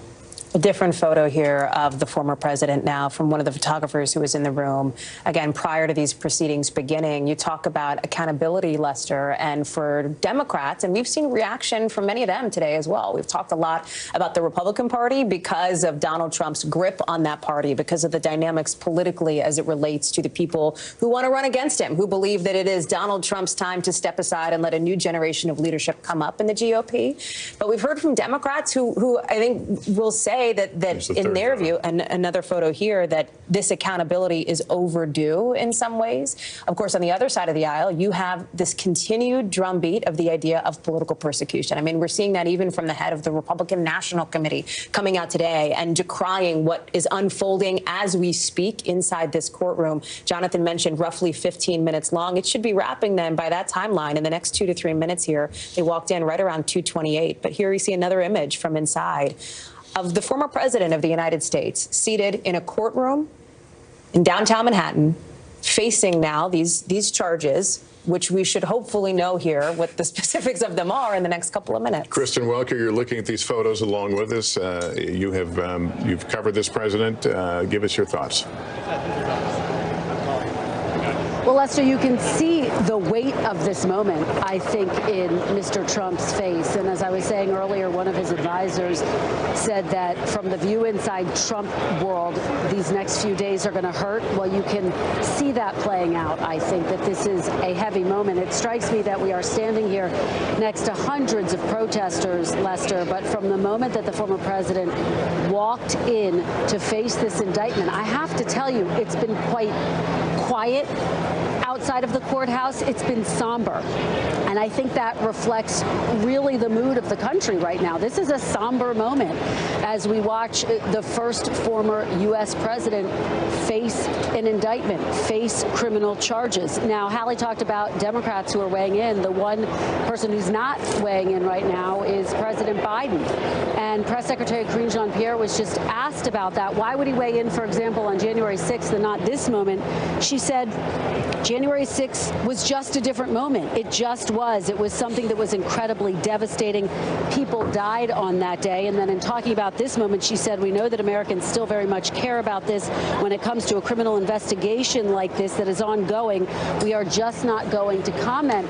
But Lester, the question becomes, does President Biden need at some point to weigh in on this, if only to defend the legal proceedings here as they are being attacked by the former president and by his supporters? But again, I think you see in Mr. Trump's face, in those who are sitting around him, the weight and the gravity of this moment that has ripple effects across this entire country. All right, Kristen, thanks. So we have Chuck Rosenberg.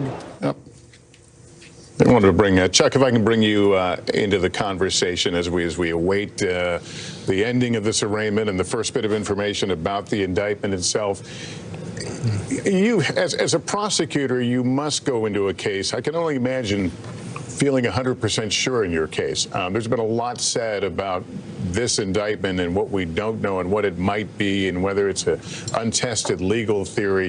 Is it hard for you to imagine a prosecutor under such scrutiny already to come in with a case that appears weak from the get-go?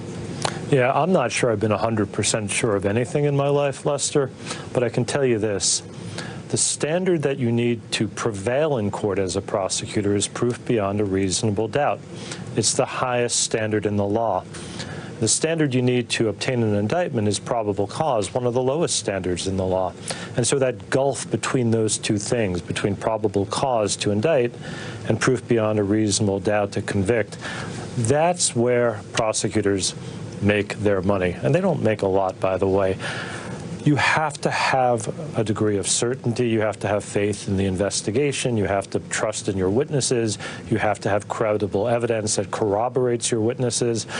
You have to believe you're going to win, or I don't believe it's appropriate to bring a case. You don't bring a case just because you're curious as to what the jury will do. You trust in it, you believe in it, and therefore I believe it's ethical to go forward. But 100% certainty, I'd be very surprised if any prosecutor told you they were 100% certain about each and every one of their cases. That said, prosecutors win an overwhelming percentage of their cases, but jurors are entitled to speak for the justice system in court. And sometimes they see it differently than we saw it. And that doesn't make us wrong or right, frankly. The jurors have the final say, and as prosecutors, we respect that. The fact that they see something differently than we do, Lester, is okay. It's part of the system. I will say this. I just want to make one comment about the rule of law, if that's okay with you. Sure, of course. You know, and Danny addressed it, and I just wanted to supplement it. I think he addressed it well and thoughtfully. The rule of law is a construct. You know, here's an NBC mug. If I were to drop this, it would hit the ground because the law of gravity applies everywhere and all the time. But the rule of law doesn't. And there are many, many, many countries around the world that don't enjoy the rule of law. But it's a construct. We built it, and if we're not careful with it because it's a precious commodity, we can lose it. So far, I believe the courts have done a magnificent job. We saw that in the run-up to the, in the run-up to the election, post-election, since January 6th, and again today, I think you're going to see the same thing. Courts around the country, state and federal, conducting themselves in a thoughtful, dignified, professional manner and upholding this really precious thing that we have, the rule of law. What do you imagine there is to learn for the DA, the prosecutor in this case, from Mr. Trump's other legal experiences, his tendency to kind of, try to delay the process? What might they take away from it? Not much, and here's why I say that. Almost all of Mr. Trump's other legal experiences have been in the civil litigation realm. And there, unfortunately, a well-heeled defendant can wear down, or a well-heeled plaintiff, I should say, either way, can wear down the other side. Criminal cases are different things, right? They have their own life cycle, and you can't continuously delay, particularly if you have a good judge presiding, as we apparently have with Judge Merchan. So I'm not sure that the prosecutors ought to look at Mr. Trump's history in the civil litigation realm and draw much from it, one way or the other, because living in a criminal case is very different than living in a civil case. All right, I want to go right to Kristen Welker outside the courtroom. We are getting word now of that indictment that has been unsealed. Kristen, what can you tell us? Lester, I'm just going to read this note that we just got from Adam Reese, who is inside the courthouse. Let me read it to you. Former President Trump pleads not guilty to 34 counts of falsifying business records related to hush money payments in the 2016. Former President Donald Trump pleaded not guilty in a Manhattan courtroom, again, to 34 counts of falsifying business records and conspiracy for his alleged role in hush money payments to 2 women toward the end of his 2016 presidential campaign. The indictment, the first against a former president, was unsealed in a brief proceeding before Judge Merchan. So again, Lester, Mr. Trump pleading not guilty to 34 counts of falsifying business records. Obviously, Laura and Danny will have the ins and outs of what this means. But again, this is significant, this is historic, and it is unprecedented. And we now know that Mr. Trump has seen the charges against him, and he has pleaded not guilty, Lester. Danny, first thoughts. Conspiracy, very significant. Conspiracy is a very effective tool used by prosecutors to charge someone, charge groups of people, and hold them accountable for all acts in furtherance of the conspiracy. But the big question now arises, who is the conspiracy with? Because a conspiracy involves two or more people who agree to engage in some kind of criminal act, some unlawful objective. If you were betting, the most likely co-conspirator might be Michael Cohen, who's not charged in this indictment, but he might be one of the alleged co-conspirators. We don't know yet, but it could also be a signal that maybe the DA didn't use federal election law as that predicate to boost this case from misdemeanor land up to a felony. Just as a quick recap, the falsification of business records statute in New York is a default misdemeanor. However, if the falsification is used in furtherance of or to commit another crime, it is bumped up to a felony. Not a super high level felony, but a nonviolent, I believe it's Class D felony. Think 3 years statutory maximum sentence, but no mandatory minimum. So if that is the predicate felony, if it involves conspiracy or something that involves state law, then there's going to be no way to throw out that at the outset and claim that, hey, this is a federal election law and therefore New York cannot enforce it. Alvin Bragg may have decided, hey, we don't want to try and implicate federal law because that's going to be a motion from the defense.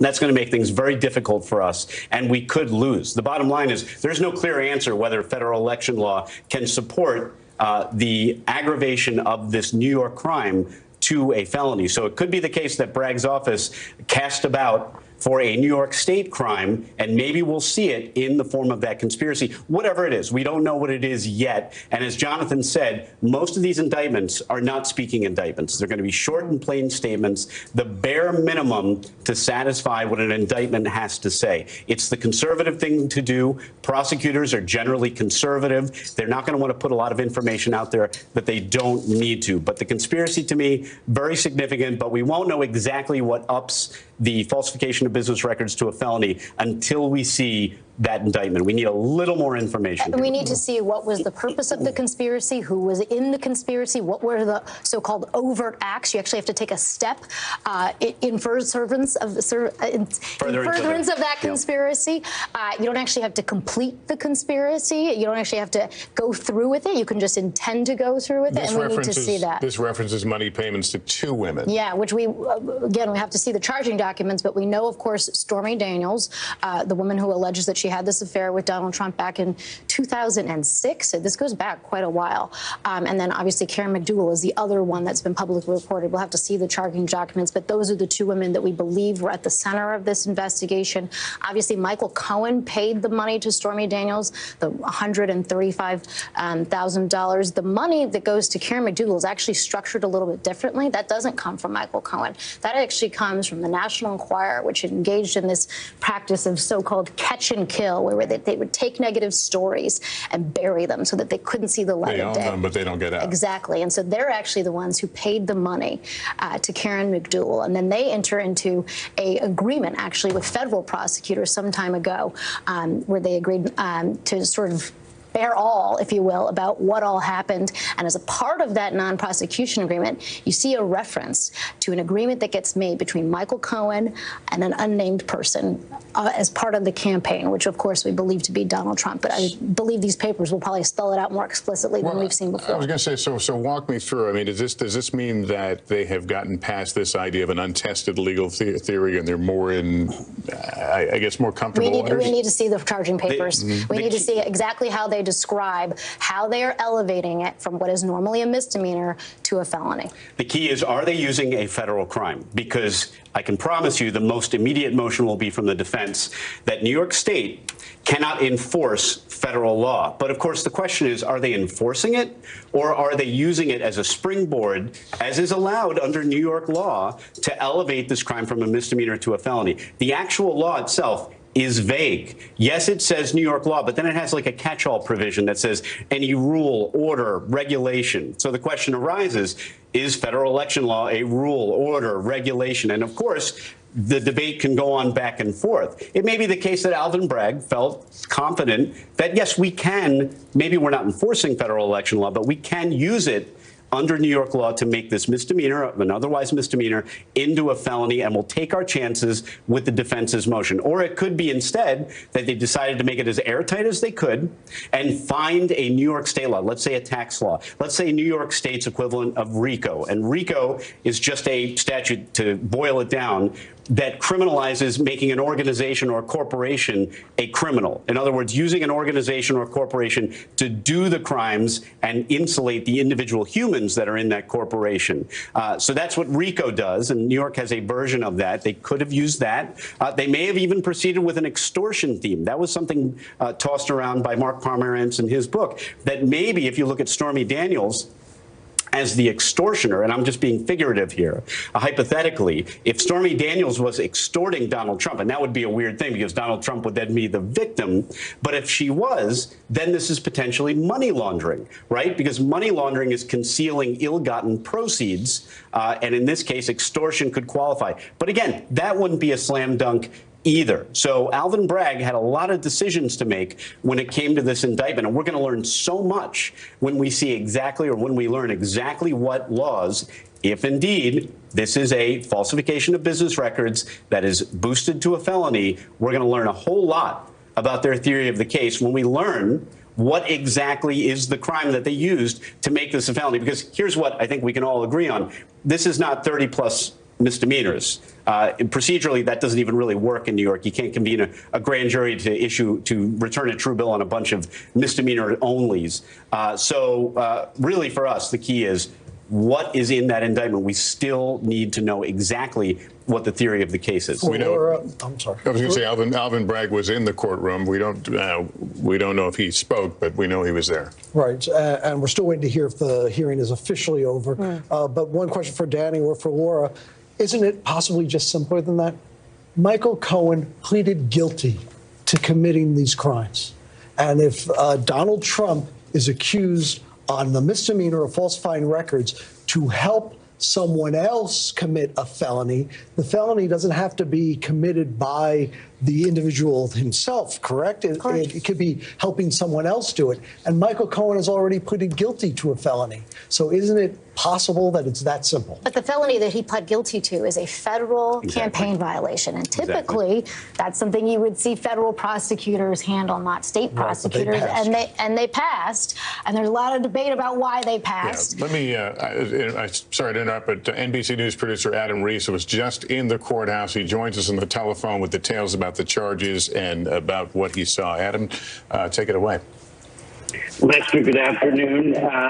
We all started at about 2:32 when the judge came in. Just prior to that, former President Trump entered the courtroom wearing a blue suit, a white shirt, and a red tie. He slowly walked past the reporters seated. He almost sort of ambled his way into the courtroom. He took his seat at the defense table in between his four attorneys. He was seated just in between his attorney, Susan Nichols, and Joe Tacopina. Todd Blanche, who was just added yesterday, was sitting at the end. He spoke on behalf of President Trump. Chris Conroy was the prosecutor, the assistant district attorney. He began by saying that there were 34 counts of falsifying business records in the first degree.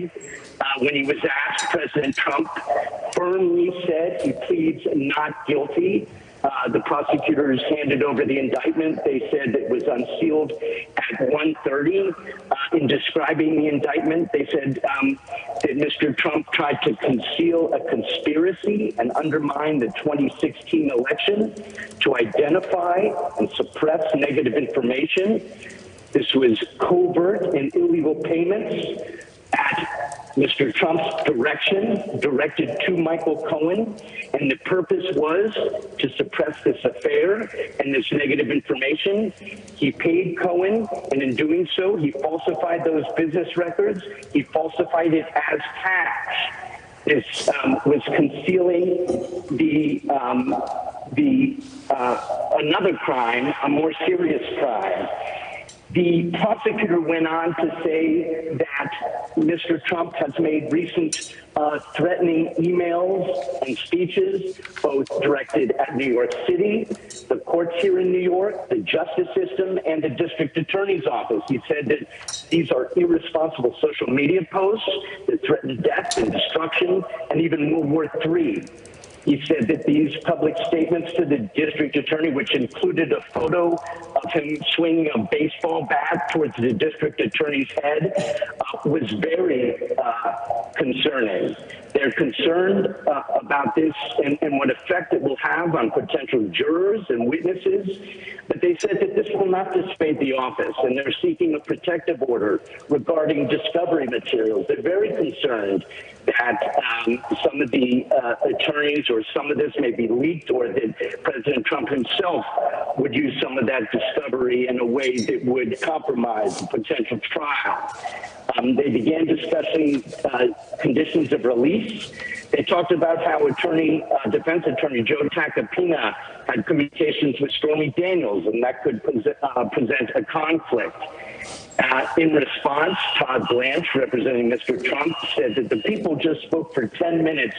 They haven't seen discovery. They talk about Michael Cohen, and Michael Cohen has been standing on the steps of this courthouse revealing all kinds of material that will be relevant in the trial. Mr. Trump has sorry, I'm just being moved here. They say that Mr. Trump has responded forcefully and clearly. He's very upset, he's frustrated, and he believes that this is an injustice. The hearing is going on right now. The judge said that he's taking the rhetoric and the language he's using, and he's very concerned about it. Blanche then said, well, this is free speech. He talked about the investigator, Mark Pomerantz, who wrote specifics. I'm going to have to toss it back to you, Lester. All right, Adam, so just to be clear, I'm sorry, I lost you in my ear for a second. Just to be clear, these charges would be felonies then because he's citing the campaign violation, perhaps, finance violation. I believe they're misdemeanors, 34 counts of falsifying in the first degree. I would defer to Laura. Yeah, actually, let me. If it's falsifying in the first degree, that's a felony. Right. The first degree falsifying business records is a felony. So that means that we can divine that they are using some other predicate crime. Doesn't even really need to be a felony. No. So the big question is, what crime is it? So the theory of liability becomes he made false entries. But in addition, he violated some additional law, committed a crime, or concealed some other crime. And the question is, what is that crime? So that's the big question we still have. All right, Adam, answer me this with regard to the DA's concerns about statements and actions and that sort of thing. Are they asking for some sort of relief or some admonishment from the court? They are, Judge. They're asking the judge to make some kind of statement, some kind of warning. This judge is a low-profile judge, but he's very firm and he goes by the law. So we're going to have to wait and see what his decision is. But clearly, yes, the prosecutors want some kind of relief. They want some kind of, not necessarily a gag order, but something that will make sure that there is nothing that could influence any potential jurors or witnesses in an upcoming trial. And the hearing is still going on, or is it over? It's still going on. So we don't know the resolution of that particular question. Can you give us any of the color of the room, what the former president's reaction was to all this? As you know, Lester, the security around the courthouse has been very intense. We've all entered the courtrooms. There was one courtroom, the main courtroom, which he was in, and then there was an overflow courtroom. We had to go through 2 sets of magnetometers, one on the main floor and then one again up on the 15th floor. They've cleared out the whole building once he arrived, and then they slowly let photographers, cameramen, and journalists into into the two courtrooms. He appeared, as we expected, that he's on good behavior. As I said, he walked into the courtroom, he sat between his attorneys, he remained quiet. He did confer with Susan Nichols and Mr. Tacopina a little bit. The prosecutors arrived in the courtroom at least 45 minutes prior to his arrival. Again, security very high. I did not see any Secret Service agents surrounding him. There was one agent at the door. We expected maybe they would come in and surround the defense table. We haven't seen that. In fact, most of the security has been handled by court officers. And really, we haven't seen many Secret Service officers within the building. Okay, Adam, I'm with Laura Jarrett and Hallie Jackson and Danny Savalos. I think they may have questions for you, Laura. Adam, thank you so much for all of your great work. Can you provide any information at all about how prosecutors described the actual conspiracy? Did they provide any details? Did they give a statutory site? Did they say anything other than just promoting the election, and that the purpose of this conspiracy was certainly to bury information before the 2016 election? That's exactly it. He did this all to undermine the election, to identify and suppress negative information, that these were covert and illegal payments at Mr. Trump's direction. The purpose was to suppress the affair. He paid Cohen with false business records, falsified his cash, and that this was aiding and concealing the concession of another crime. And again, as I said, they went on to say they were very concerned. He wasn't afraid to bring up the threatening email posts and statements that President Trump has been making, both against the city, the courts, the justice system, including the DA's office. They're very concerned, not only for their own safety, but for the influence of a potential witness or a juror. These social media posts that threaten death and destruction and World War III, the public statements he's been making, the picture of him swinging a baseball bat towards DA Bragg's head. They're very concerned about these posts and, again, the potential effect on jurors and witnesses. But he said this won't dissuade the office. They're seeking the protective order. We'll have to see what the judge decides on that, as well as conditions of release. They want him to be warned about his statements. And as I mentioned earlier, they're concerned that Tacopina, his attorney, Joe Tacopina, had communications with Stormy Daniels, and he will likely not be able to cross-examine her if, in fact, she becomes a witness. That's certainly a conflict of interest. Adam, it's Hallie. I'm wondering if you can clarify or explain if the judge had any response to what you're talking about here, the idea that some of these threats have been brought up, not just against the prosecutor's office, but against the judge himself. And I also want to check on one point. I think I heard you say Todd Blanche spoke for Donald Trump, so Donald Trump himself did not say the words not guilty. Is that correct? No, Donald Trump did say not guilty very firmly, but Todd Blanche was the attorney speaking on behalf of the defense. In terms of your question about the judge, he said we're taking this rhetoric and language that Mr. Trump is using very seriously. Danny? No questions for Adam right now. Well, actually, yes. I mean, was there any indication that the conspiracy was anything other than the hush money payments? For example, anything related to an extortionate scheme, an alleged extortionate scheme involving the hush money payments? Or was the indication that the payments were exclusively, the felony that we're talking about, the additional crime, is exclusively related to campaign finance law, as opposed to a state RICO statute or extortion or anything else? No mention of that, no mention of RICO, but you do bring up a good point, which I want to bring up. There was no mention of the alleged affair with Karen McDougal. There was some speculation that the alleged affair with Karen McDougal may be wrapped into this case. And as far as what I heard before I left the courtroom, there's no indication that that's the case, that this is focused solely on the $130,000 that were paid to Stormy Daniels. And we should note, we have not seen the former president leave that courtroom, so we have to assume, or based on what we know, that this hearing is still going on, which is considerably longer, I think, than anyone expected. I'm wondering, and I'll throw out to the panel here. Yeah, go ahead, Adam. That's right. I can tell you part of the reason that it's going on for a bit longer is because the first person to speak was a representative, an attorney for the media. And they talked about that this case has monumental significance to the public. And we understand there are competing interests, and there's interests of privacy on behalf of the defendant. But he's very concerned on working on a media plan going forward to avoid chaos. It's been a bit chaotic outside the courtroom. Outside the courthouse. You've got literally media from around the world, from Japan, from Finland and Sweden and Germany and England, and dozens from stations around the country. So he asked that we need to work together on a media plan going forward as we anticipate a trial.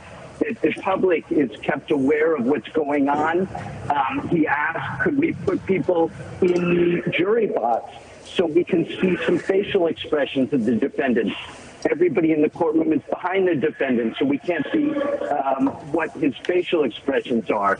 And then anything that's involved with the court, any documents, anything as part of discovery, that's made public promptly. And again, laptops. We understand security concerns. This judge typically, he just handled the Trump payroll court case. He allowed laptops. The judge said he would allow going forward. Just this arraignment is an unusual situation. The security is very high. So for today, no laptops, no electronics were allowed in the courtroom, but he seemed to indicate that going forward, not only will he allow reporters to sit in the jury box if he can make it happen, but that laptops will be allowed to be used. Was there any discussion of change of venue? I know there were no formal motions that we know of, but was there any conversation or anything said about change of venues? Not while I was in the room, and that would be very unlikely. But we did hear that maybe there had been some suggestion by the defense team to move it to Staten Island, for example, which is another borough of New York City, which is much more friendly to conservatives and to someone like Mr. Trump. All right, Adam Reese again, who was in the courtroom, has now stepped out, and this hearing apparently continuing forward. As you noted, there was a media attorneys there speaking about future access and video equipment. And perhaps that might have slowed down the process, but they are still in there in an arraignment where typically the guilty or not guilty, and in this case, the former president entering obviously a not guilty plea as his lawyers had anticipated. We will continue to watch that camera in the hallway. The former president did not speak as he was going in, simply gave a glance toward a questioner in the hallway there. We don't know on the way out if he will speak, but I think we're all struck by the DA's office bringing up this issue about the former president's behavior and statements and social media posts, the troubling nature of those, and the judge obviously aware of them. What have you both learned so far that in terms of the strategy of the state going forward? Well, so far as it relates to the political sphere of things, it seems like, frankly, not much yet has changed. Now that news of this indictment and what the charges actually are has come out, we are already seeing some of the first fundraising post-arraignment, or I guess during arraignment, come out, and that is from Trump ally Senator Lindsey Graham, who has blasted out now his fundraising email. We've also heard from Trump opponents who have said that they have put up a billboard that will greet Donald Trump when he lands back down in Mar-a-Lago in West Palm Beach and then makes his way to Palm Beach, that says nobody essentially is above the law. So here we are again seeing sort of these political positions here. As Donald Trump, I'm also struck, it's like 45 minutes now that he's been in that room. He sat and listened to those media attorneys make their case. He said those two words, and I think that's important, and an important piece of color from Adam Reese here, that it was Donald Trump himself who stood up and declared in a court of law not guilty related to these felony charges against him now. All right, let me go to Chuck Rosenberg. Chuck, that was an amazing report there by Adam, kind of listing out what he saw and witnessed in the time inside the courtroom. Piecing it all together, where does that leave us right now? As Hallie noted, we may not have moved much farther than we were earlier this afternoon. No, well, in one way we have, Lester, because the arraignment initiates the criminal process with an actual defendant in the well of the court before a judge, subject to the judge's orders on timing and scheduling motions and the like. That said, I agree with Laura and Danny. We need to see the indictment to understand exactly how this case was charged. I will note one thing. If early reporting is accurate, that it includes a conspiracy charge, that gives a couple of advantages normally to the prosecutor. Conspiracies can run from a very early date to a very late date. It could encompass a lot of activity, and there is a particular evidentiary value because statements by co-conspirators that are made in furtherance of the conspiracy are admissible at the trial of this particular defendant, Mr. Trump. And so it's a way, legally and ethically, for prosecutors to adduce a lot of evidence. If it really involves other women or other payments, even as part of the conspiracy, it also enables prosecutors to show a pattern of conduct. And the more conduct you can show, the easier it becomes for prosecutors to prove intent, something that's necessary to sustain a charge in front of a jury. So I heard Adam, in his good reporting, talk about a conspiracy. I very much would like to see that, how far back it runs, what the facts are as alleged, and who it involves. And we will see that, I believe, once it's unsealed. Some of those questions will be answered rather immediately. That's absolutely right. The indictment will soon be publicly available. We can all pore over it, we can read through it, and we can better understand what the theory of the case is. But based on initial reporting, it sounds like almost 36 felony counts. I'm not surprised that they are felonies and not misdemeanors. Danny spoke to that earlier. I'm not sure you would need a grand jury just to bring misdemeanor charges in a New York State court. But you're right, Lester. We will soon have the indictment, and we can stop guessing and start understanding. All right, Chuck, let me turn to Catherine Christian again. You wanted to weigh in on that protective order that came up during this hearing, or this arraignment. Yes, well, Mr. Trump hurt himself by his own words, because typically in gang cases, you see the gang members who are being prosecuted, either they or their family members start putting things up on social media, intimidating witnesses on social media, actually using documents they received in discovery and putting it up on social media. So I wasn't in the courtroom, and the reporter was reporting that the prosecutors were asking for that because of his social media posts, because of his emails. So they're asking for a protective order, meaning the discovery that they are entitled to within 35 days of the Supreme Court arraignment. They're going to ask Judge Manhatten to limit some of those documents from going to the team because they are afraid that Mr. Trump will basically act like what we see in gang cases and start putting things up and stating things on social media, which would be very intimidating to the witnesses in this case. So if the judge goes along, he'll be issuing orders today on that issue? Not necessarily today. He could do it today, or it's typically you put that in writing. When they have to disclose a voluminous amount of material, and then you seek a protective order. You say, Your Honor, we're disclosing all of this material, but we want to hold back this hunk of material, and these are the reasons why. So they have to articulate the reasons why. And also they could submit material, but they're redacting some things. So you'll get a piece of paper, and it looks like an FBI file, quite frankly. You start redacting information out of there because you're saying that we don't trust the defendant. Not saying we're not to trust the defense attorneys. We're saying we don't trust the defendant to have this material yet. All right, let me bring back, Catherine, thanks. Let me bring back Jonathan Dienst, chief investigative reporter for WNBC and part of our justice team here on the network side. You've been watching this play out. It's the speed of things is a little slower than we thought, but are you surprised that this protective issue, this language and behavior issue is becoming such a big part of this today? I'm somewhat surprised. think regarding the evidence and the discovery, I think it's often in cases like this and in other cases, judges put protective orders to prevent the defense or the prosecution from putting out that evidence as to ensure the fairness of the process and of the trial. So perhaps some sort of protective order on that evidence doesn't surprise me.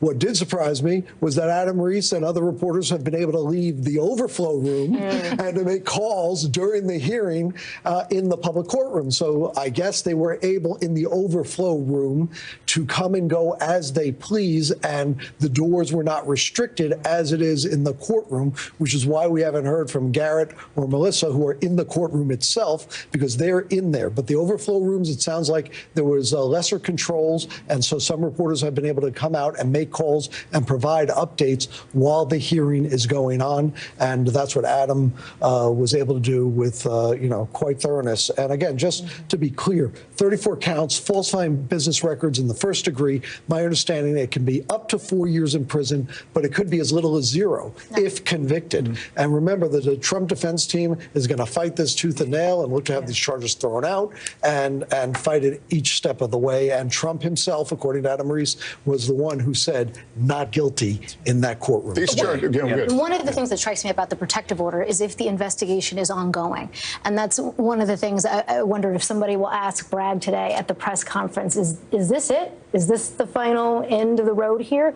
Or is it the investigation still ongoing? Because he had said at a time that the larger investigation into sort of the financial fraud issues going on at the Trump organization was ongoing, even though those prosecutors walked off the case. He said that that investigation continued. Query whether it actually is, query whether they're doing anything on it. But one of the reasons you might want a protective order is if, in fact, you're still digging and you're still trying to get witnesses to cooperate.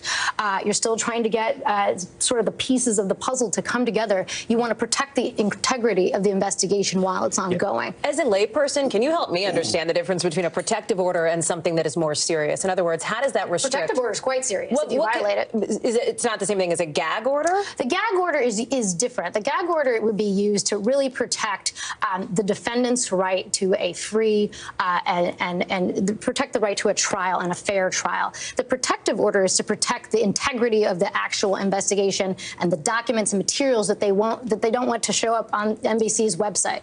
Would it prevent Donald Trump from talking about any documents and materials he's seen? Well, we need to see the terms of it. And again, that's why I think Catherine is pointing out, typically you would make this request in writing and you would lay out exactly what you want the parameters to be. There's a lot of strategy here, too. I mean, this is the prosecutor's first chance to talk to the judge and kind of set the stage. And now I'm a jaded defense attorney, so take that with a grain of salt. I may be clouded here.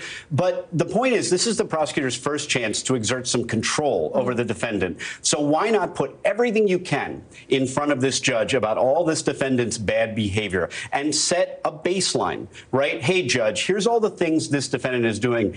Put him on a short leash now, and that will benefit the prosecutors. Here's why. If he violates, you can bring him back, and he'll at minimum get in trouble. At worst, he might even be remanded. He might even be put in custody for violating a protective order. This is chess, and the prosecution is playing aggressively early by asking for a protective order. It might get denied, but they've at least planted it in the court's mind that this is somebody who may be misbehaving and you need to watch him. They're saying we're watching. Consider the advantage. If he violates and he comes back and he gets remanded as punishment for violating a protective order, if he's actually incarcerated, which I don't even know how that would look. I don't know how you would do that. Maybe you put him on house arrest. Far more likely, put an ankle monitor on him and control and monitor him at all times. But every single encumbrance that the court or the prosecution can get put on a defendant inures to their benefit. The extreme example is that the statistics show that if you have a client who's incarcerated pending trial, the odds of getting convicted are just so much more because you don't have access to them.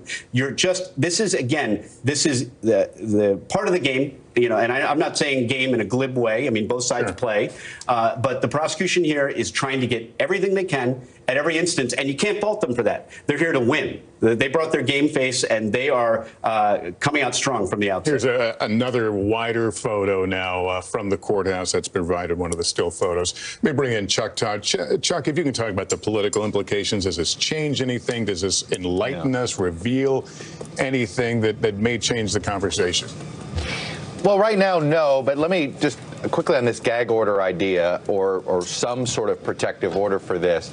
Look, one of the things they're going to, this was one of the motivations of why Donald Trump announced so ridiculously early, is he was gaming out a lot of these scenarios here of being able to try to, number one, he knows that the Justice Department doesn't like to look like it's interfering in a campaign.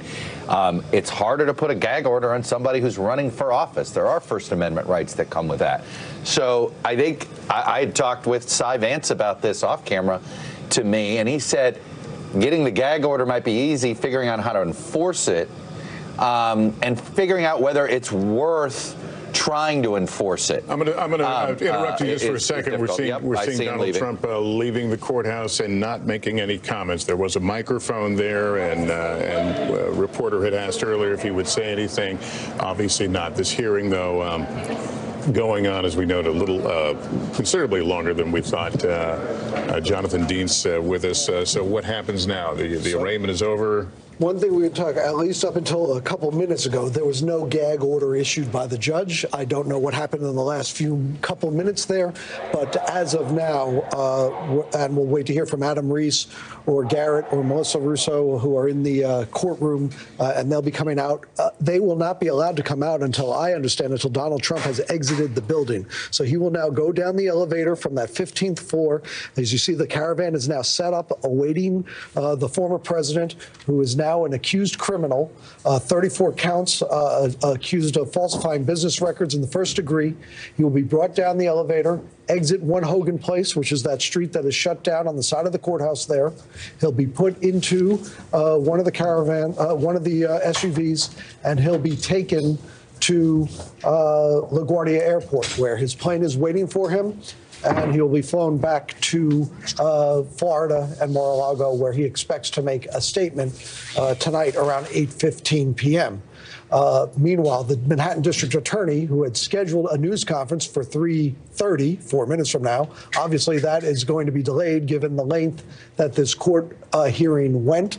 So we would probably expect that to begin 4:30, if you will. That is in the building across the street. And he will come out and explain the charges. Now that the hearing is over, we would expect the Manhattan DA's office to email the indictment to all reporters. And I believe that was President Trump walking out, Hallie. Yeah, that is former President Donald Trump now leaving the courtroom, walking into that motorcade. He will now be on his way back to Mar-a-Lago for this speech here. I want to bring in Kristen Welker, who's outside the courthouse. Kristen?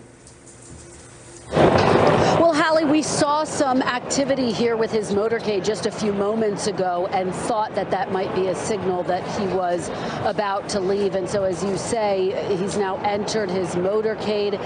They are about to take off momentarily. Hallie, you can see the throngs of police here, the security here. The mayor of New York had said going into today that they were prepared for this moment. President Biden had said he had full faith in the police here to protect this space. And while there are hundreds of protesters, those who support former President Trump, those who are critical of him, gathered in a park nearby, Hallie, I have to tell you, they have been peaceful throughout this entire process. Now you see his motorcade, Hallie, taking off, departing as we speak from Hogan Place, from officially being charged here, pleading not guilty to those 34 counts that we just talked about. And so he is going to head to LaGuardia Airport, where he will head to Mar-a-Lago, as you say, and make those remarks tonight. And again, just to remind folks, Hallie, we expect to hear from a defiant former President Trump, right? He was sort of slumped over in the courtroom based on that photo that we saw of the former president. But I expect we will see a very different Mr. Trump tonight when he speaks to supporters at Mar-a-Lago, Hallie. He has been traveling, Kristen, with a series of aides from his campaign, obviously with members of his legal team, many of whom are expected to accompany him back to Mar-a-Lago, where, frankly, the crowd will be, I think, friendlier than what he has seen so far in Manhattan. He's expected to be in front of supporters. It is entirely possible that we will see supporters there in West Palm and in Palm Palm Beach, lining the route that Donald Trump will come back home. I think there is another key piece of information as we talk about the politics of it that we're waiting on, which is the indictment itself and getting some of the specifics that we've been discussing here as far as the legal implications. I want to note something that Jonathan Deans talked about, which is, again, the extraordinary security measures that have been in place, not just today for the last 6-8 hours plus in an intensive way, but frankly, Jonathan, as you've been reporting and as you were first to report a week and a half ago, that have been in place for days now. Yeah, for about 2 weeks now, you know, from the FBI to the court officers to the NYPD, they've all been working and preparing for this day, and this day has come. And as you can see in one of the shots before, as the president was leaving, the former president leaving the courthouse, the lines of people rose deep to get a look at this day in history. I thought that was an extraordinary sight here in Manhattan. We understood that there were going to be a few hundred protesters, pro and con, in that Foley Square area in and around the courthouse. But the fact that for several blocks leaving that 100 Center Street area, that those sidewalks were pretty jammed with people. Now you see he's approaching the entrance to the FDR Drive, which will take him north towards the Triborough Bridge and LaGuardia Airport, where his plane is waiting for him. But the former president of the United States stand accused of 34 counts of falsifying business records and conspiracy, and leaves an accused criminal. He pleaded not guilty. And just an extraordinary day, and we wait to hear more from the reporters who are in the courtroom and in the overflow rooms about exactly what went on inside during that 45-minute hearing. Danny, what do you think his lawyers are telling him right now? Now that they see what the prosecution has put together, they're saying, don't worry, you're fine, there's no case here? Or is this the moment where you have to acknowledge that this could be a big deal? I think what you'll find is that Donald Trump isn't as intensely involved in looking at the indictment as his lawyers are. I picture his team huddling around this indictment, parsing it out, although at this point, there can't be much that surprises them. Frankly, there can't be much that surprises all of us. When this indictment comes out, I really doubt we're going to see some crime in there that we never imagined, never heard a fact about. Consider that most of this stuff has been publicly known since what, 5, 6, 7 years? We've had the documents, we've had the checks, we've had the contracts. So I don't think there are a lot of surprises. Most likely, it's his legal team. They're huddling together. What do we do next? What motions are we filing? Again, they probably already figured that out. And Trump may have taken a glance at it, taken a look at it. It's kind of written in legalese, indictments are. You're going to have the dates of the conspiracy. You're going to have the different counts. But if you haven't looked at a lot of indictments, there isn't usually a lot of information in there that's helpful to a layperson who's trying to learn about their case, especially if it is, as I suspect it is, a bare bones indictment, not a what's called a speaking indictment, where in the modern era of Adobe and Microsoft Word, people insert photographs and charts and all kinds of different things. And you do see that in the federal context. For example, they might put a chart in of all the money laundering or structuring counts or things like that. And you might see that here. You might see a chart of all the different checks, the payments, when made. You might see that in this indictment. It's possible. But it's not the kind of thing that I think Trump would even interest himself much with. He knows the basics. He knows what he's charged with. He's the kind of guy that's going to say, lawyers, you handle it until I decide that you're not handling it the way I like you to handle it, and then I'll get new lawyers in. And we noted he expanded his legal team only as recently as yesterday. We continue to watch the former president make his way to LaGuardia Airport. Let me go to Kristen Walker, who's outside the courthouse now that convoy has cleared that area. What are you seeing? Well, Lester, the convoy has cleared the area, but former President Trump's supporters are still here. In fact, there is a Trump sign unfurled, some of his protesters holding that. But again, this crowd is largely calm.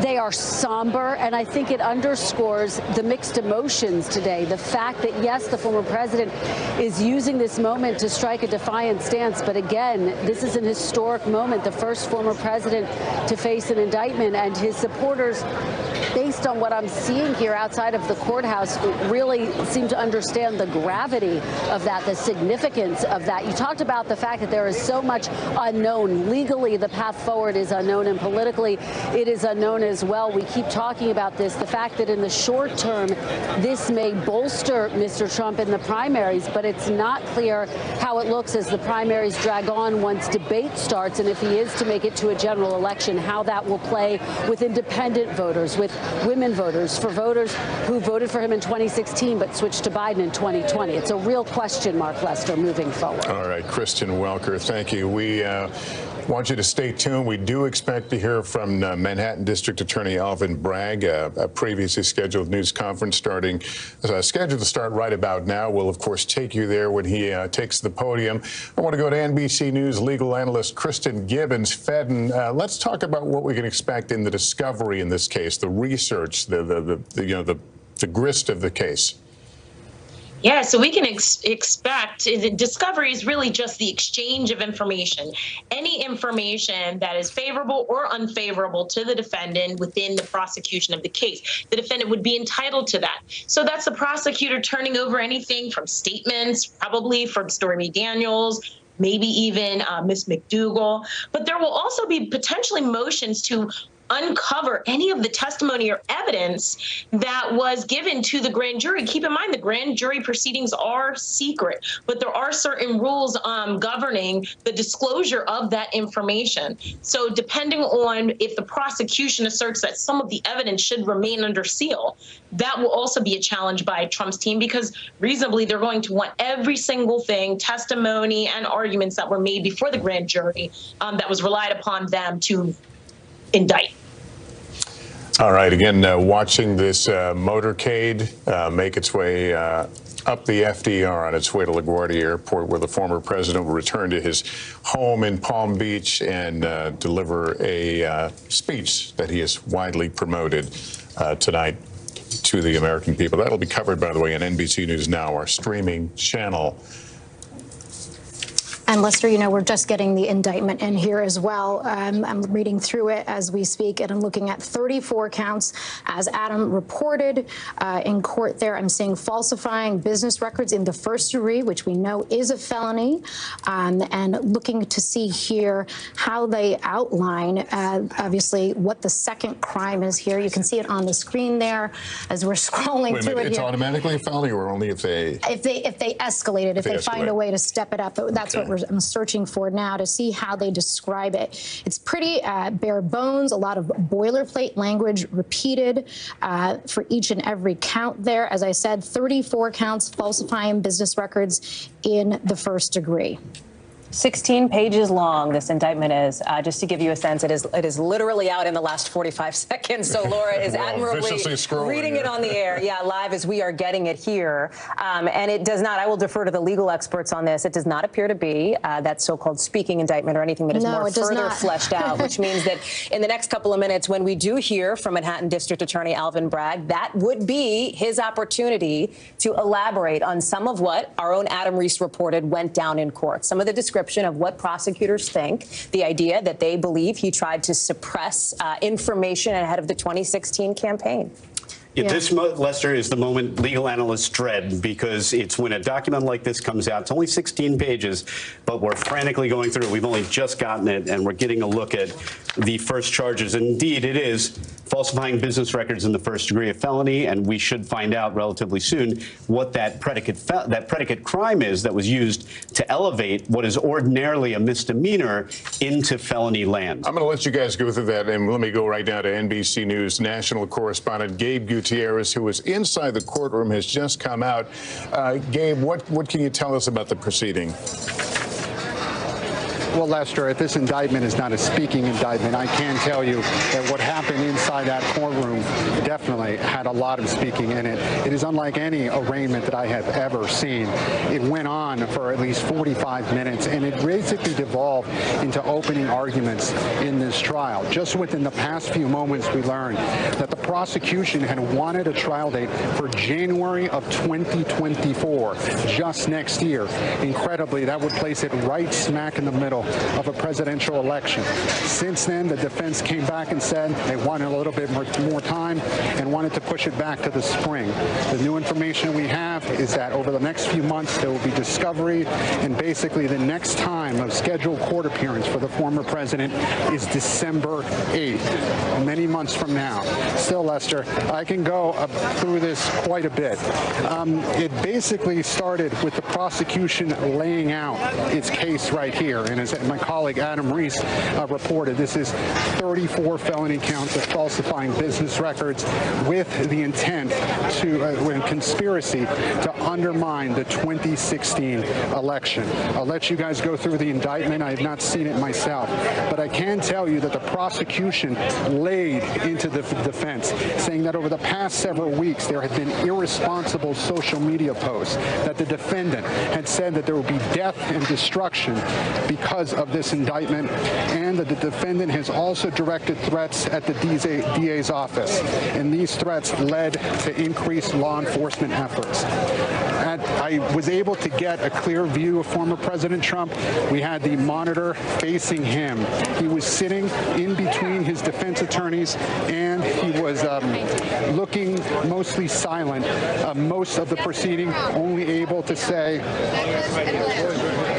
and actually this is Mr. Trump's defense team. If we can look over here, Tony. This is President Trump's defense team right here, Joe Tacopina. I'll continue my description, Lester, but let's see if we can take, you may want to take this response live. This is Todd Blanche and Joe Tacopina. I'm not sure if we have a camera there. I'll try to listen in. We can see it. Pass along what they're saying.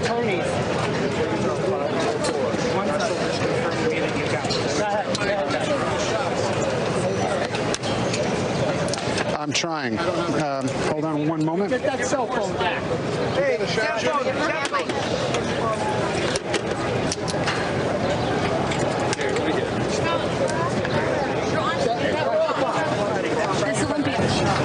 Okay, we're trying to listen in. Joe Tacopina, attorney for former President Trump, is speaking to a gaggle of reporters. We're trying to get our microphone on there. It's not a good day. It's not a sad day. I don't expect this to happen in this country. You don't expect this to happen to somebody who was the president of the United States. And on the one hand, there's not really any surprises. I know there was a lot of talk over the past several weeks and the past several days about what's going to be in this indictment and what's going to be there that we don't know. There must be something besides what we've been talking about for the past 4 or 5 years. There wasn't.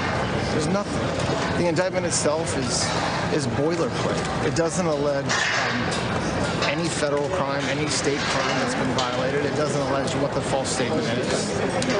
And it's really disappointing. It's sad, and we're going to fight it. We're going to fight it hard. Were you surprised by anything in the indictment? No. How about you, Joe? Were you surprised? Yeah, I was surprised there were no facts in there. I mean, normally in an indictment you have alleged facts. So they said that this was a false business record entry to aid and abet another crime without saying what the other crime was. Can you talk about his demeanor? How was he doing? Trump's reaction was when he saw the charges against him. When you say what his reaction was, what do you expect his reaction was? I mean, his reaction was exactly what would happen if it happened to anybody that I'm looking at now or anybody that's hearing what you're saying. He's frustrated, he's upset, but I'll tell you what, he's motivated, and it's not going to stop him, and it's not going to slow him down, and it's exactly what he expected, and so to that extent, there's no surprise. But he's also upset and frustrated and disappointed and mad that this happened. What about the warnings against his rhetoric on Twitter? What was the former president's What? There was not a warning. What do you mean? From the judge, talking about the judge did not warn. The district attorney made a statement addressing what they perceived to be, I'm not sure what the words they use, inappropriate rhetoric of some sort.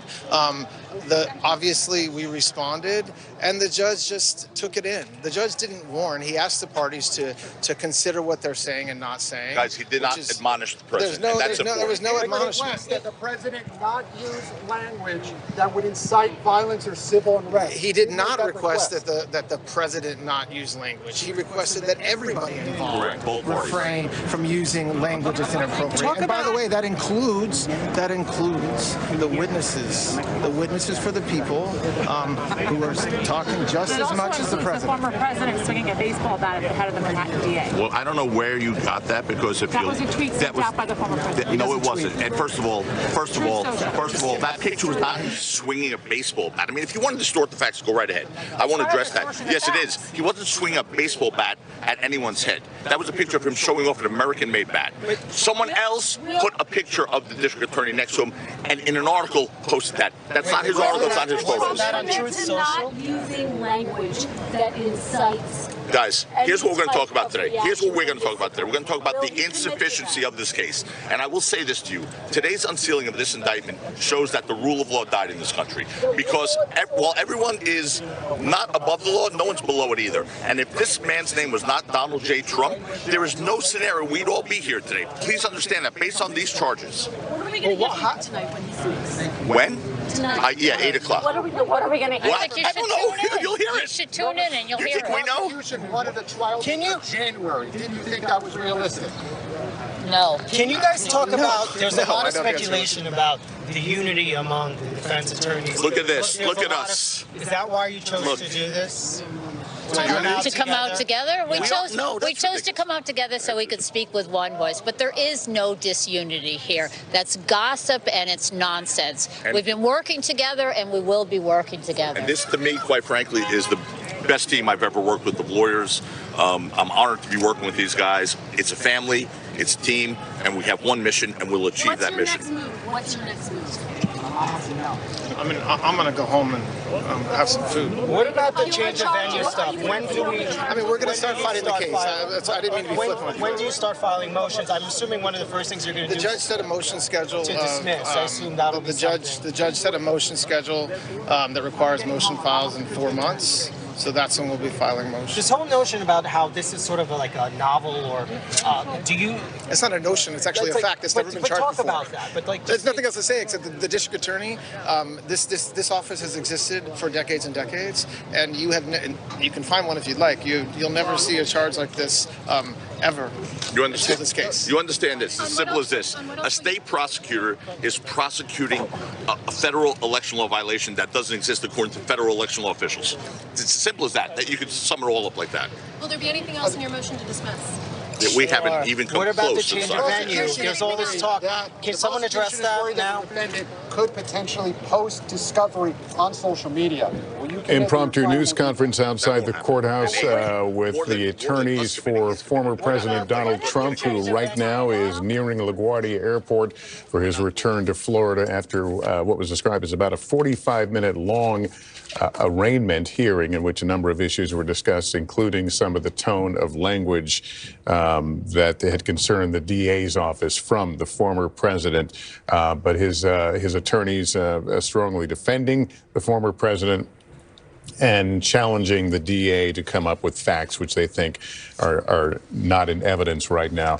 Laura Jarrett has been working this set of documents we've received here, the actual indictment, and help us understand what it says and what it doesn't say. Okay, so what we have here is an indictment that's laying forth the exact counts. Those are statutory cites that relate to the criminal code in New York. That's what we have, the 34 counts falsifying business records. In addition, we have a lengthy statement of facts, some 44 paragraphs in length. So we talk about a speaking indictment. This is singing it from the rooftops, telling the story of what happened. And we're still going through it. But part of what's interesting is it's laying out a narrative in the language of conspiracy, but they haven't actually charged conspiracy as a separate count, which is interesting. And I wondered how they were going to do it, because we all knew that they were going to need some hook to escalate this to a felony. And their hook is laid out in this narrative description, but it's not actually charged as a separate crime, which will be interesting. And I'm sure the former president's lawyers will attack that and figure out a way to say that that's not a proper way to do things. But it is interesting to know how explicit they are about the former president's role in what they are saying is essentially a scheme to defraud the American public. That he was an active participant? That he was an active participant, that he had meetings about this, and that he did this for the sole purpose was to make sure that negative information did not come out before the 2016 election. That is certainly what Michael Cohen pled guilty to. It's certainly what the publisher of the National Enquirer pled guilty to as part of his non-prosecution agreement. So we have heard this story told before by federal prosecutors in those agreements. We have never heard this story told before quite as explicitly as we are hearing it today from the mouths of the state district attorney in Manhattan. There are no names listed here in this statement of facts because you're right, Laura, this is separate technically from the indictment itself, but it clearly lays out all of what we've been talking about, the sort of color narrative, if you will, of what happened. Yeah. But based on some of the identifying pieces of information that are in here, like the amounts of the hush money payments, it seems at this point that this is about Karen McDougal, who we talked about, and Stormy Daniels. Stormy Daniels, of course, an adult film star who just today is out with a new, essentially, magazine feature talking about how she hopes to feel at some point vindicated, as well as Karen McDougal, this former Playboy model, who also says that she received a hush money payment that came through, as Laura explained earlier in our special coverage here, that came through a publication, kind of a catch and kill scheme, which, again, here in the statement of facts, the prosecutor's office is laying out. Yeah, and laying it out, I just want to read a little bit of it because the language is just so striking here, talking about from August of 2015 to December of 2017, the defendant, the former president, orchestrated a scheme with others to influence the 2016 presidential election by identifying and purchasing negative information about him to suppress its publication and benefit the defendant's electoral prospects. It goes on to say, in order to execute the unlawful scheme, the participants violated election laws. Now, they don't say there, federal laws, state laws, and caused false entries in the business records of various entities in New York. The participants also took steps that mischaracterized for tax purposes. They're not charging tax crimes, but they're saying took steps that mischaracterized for tax purposes the true nature of the payments made in furtherance of the scheme. And so they've used this statement of facts, again, to sort of tell the story, but they're not charging those things as separate crimes. Are they telegraphing, though, that may come into play at some point? Well, that's one of the things I hope somebody asked the district attorney today at that press conference. Yeah, the statute doesn't appear to require someone to plead and actually prove the crime that is used to launch this case into felony land. So at this point, they don't necessarily need to charge it. What they appear to be doing here is just alleging it, whether it be an election law violation, whether it be a tax crime of some kind. It seems pretty straightforward that we're just talking about falsification of business records that is made into a felony. And I don't think that's an accident that the DA's office is being a little vague here because they don't necessarily want to commit to anything. You don't want to do that in an indictment, commit to something that you can't prove or aren't planning to prove. But make no mistake about it. I'm putting my defense hat on for the moment. You're going to see motions, number one, that New York has no jurisdiction to enforce anything related to election law unless it is somehow New York state election law. You're also going to see a motion that because the payments were made by Michael Cohen, and allegedly made by Michael Cohen, to benefit Trump personally and his family, that takes it out of the purview of election law. In other words, because it wasn't to benefit the campaign, it was to benefit his family. Therefore, this is not a viable charge. Now, other defenses that won't be the subject of a motion to dismiss, but we'll see them at trial, will be the advice of counsel defense. Hey, I just did what my lawyer told me to. Now, anyone who knows Donald Trump knows that that's probably not likely. Donald Trump doesn't take the instructions of his lawyers any more than he takes them from anyone else. Heads of state, anybody. And if he doesn't like what his lawyer's saying, he fires him and he gets a new lawyer. We know that. But you can bet that you will see an advice of counsel defense at trial, and that that'll be one of many that they will try to assert if this case ever gets to trial. But believe me, they're going to have, and you saw it at the press conference, the defense team is going to be filing motions, and I suspect a lot of them. They are going to try and chip away at this case. Best case scenario for them, if they can throw out the felony and leave Alvin Bragg only charging the president with misdemeanors. Now, this is a little beyond my pay grade because it's political. This would be a huge win for Donald Trump if the first prosecution by Alvin Bragg proceeds only as misdemeanors in New York City. That would not be a win, even if you convicted him on those misdemeanors. It would be a symbolic loss. Characterize it for me. Is this any weightier, any more serious for the former president right now than it was, a couple hours ago? So far, I have seen 0.0 surprises. There's nothing new in either the statement of facts or the indictment. I am surprised slightly that this is exclusively about hush money payments. I did expect to see more, but I also expected, and you see this on page 1 of the indictment, what you see is that they took one event, say February 14, 2017, and you see the first 4 counts of the indictment are all related to February 14, 2017. So they're taking really one transaction and extracting 4 different crimes from that transaction. That, as I'm sitting here thinking of it, might raise yet another motion, which is that they are trying to make multiple crimes out of a single transaction. These are concepts like multiplicity in criminal law, that if the government tries to heap on too many crimes that are really just one transaction, then you might be able to get the indictment dismissed. Long shot. These are all long shots. Judges hate to take cases away from prosecutors. They like to give them their day in court. But by filing those motions, what they do is they preserve it for appeal, so that if things go badly at trial, these are all preserved issues for appeal. They're issues of law that an appellate court with quiet reflection may take in a different direction. So that's the strategy as I see it. I have no doubt we'll see those motions in the coming months, weeks and months, however much time they have to file them. All right, let me bring in Chuck Rosenberg. Chuck, your reading of this case? Yeah, and Lester, if Catherine is still here, I would love to ask her a question. But if not, I can certainly give you. Well, Catherine, if you don't mind, in my federal practice, we would typically propose a speaking indictment. There's a separate document here, a statement of facts, and it has an indictment number on it, which I assume correlates to the 34-count indictment. How does the district attorney's office use that statement of facts, and what is its legal weight in the proceedings? You know, I tell you, Chuck, I'm at a loss. When I looked at this indictment and saw that every single count, because I heard a reporter earlier talking about conspiracy, and I'm like, oh, there's a conspiracy count. There is no conspiracy count. Yeah. So there are 34 counts of the same charge, falsifying business records. And the statement of facts talks about the Playboy model, Karen McDougal, and Stormy Daniels. So it appears that this indictment is solely about the hush money payment to Miss Daniels, the catch and kill regarding Miss McDougal. The statement of facts, quite frankly, I haven't seen this. It's usually, if you're charging conspiracy, you list out all the overt acts. That's sort of how you get all the information in there. Well, there is no conspiracy count. So I agree with Danny. There's going to be very substantive motions. And then, Danny, you said that if they can reduce these felonies to a misdemeanor. Remember, even on the misdemeanor charge, you still have to prove beyond a reasonable doubt that Mr. Trump put this false entry in his business records with the intent to defraud. So even that is not so clear.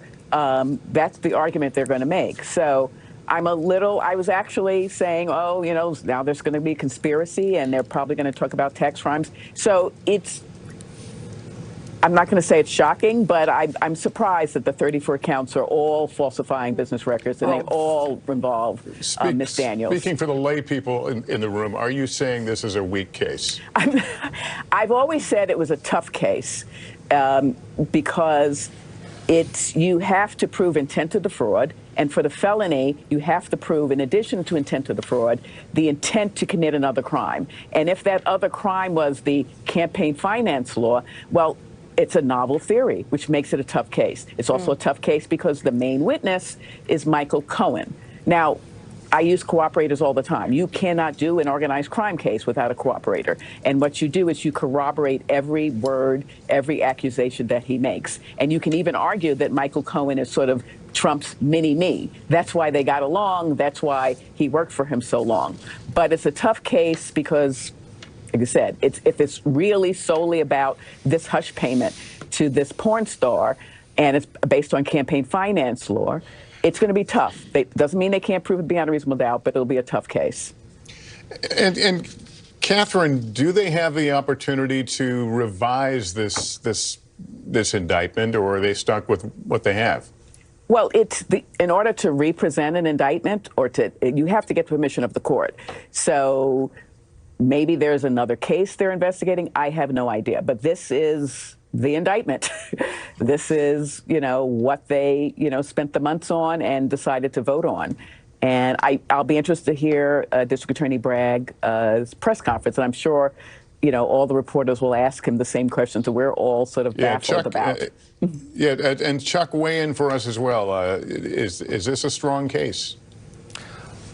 Maybe, and I'm hedging only a little bit because when you don't have a speaking indictment, when you don't have the prosecution laying out how they're going to prove each of their counts, you have to assume that there's something that supports, that undergirds each of the 34 counts, Lester.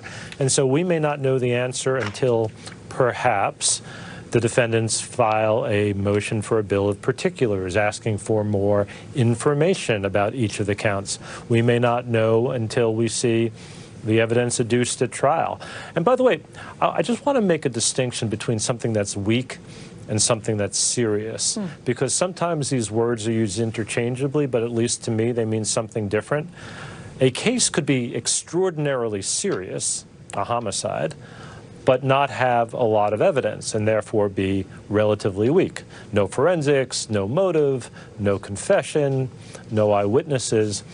Another case could be relatively, I don't want to say trivial, but less serious, and be incredibly strong because you have documents and witnesses that can testify and help prove each count.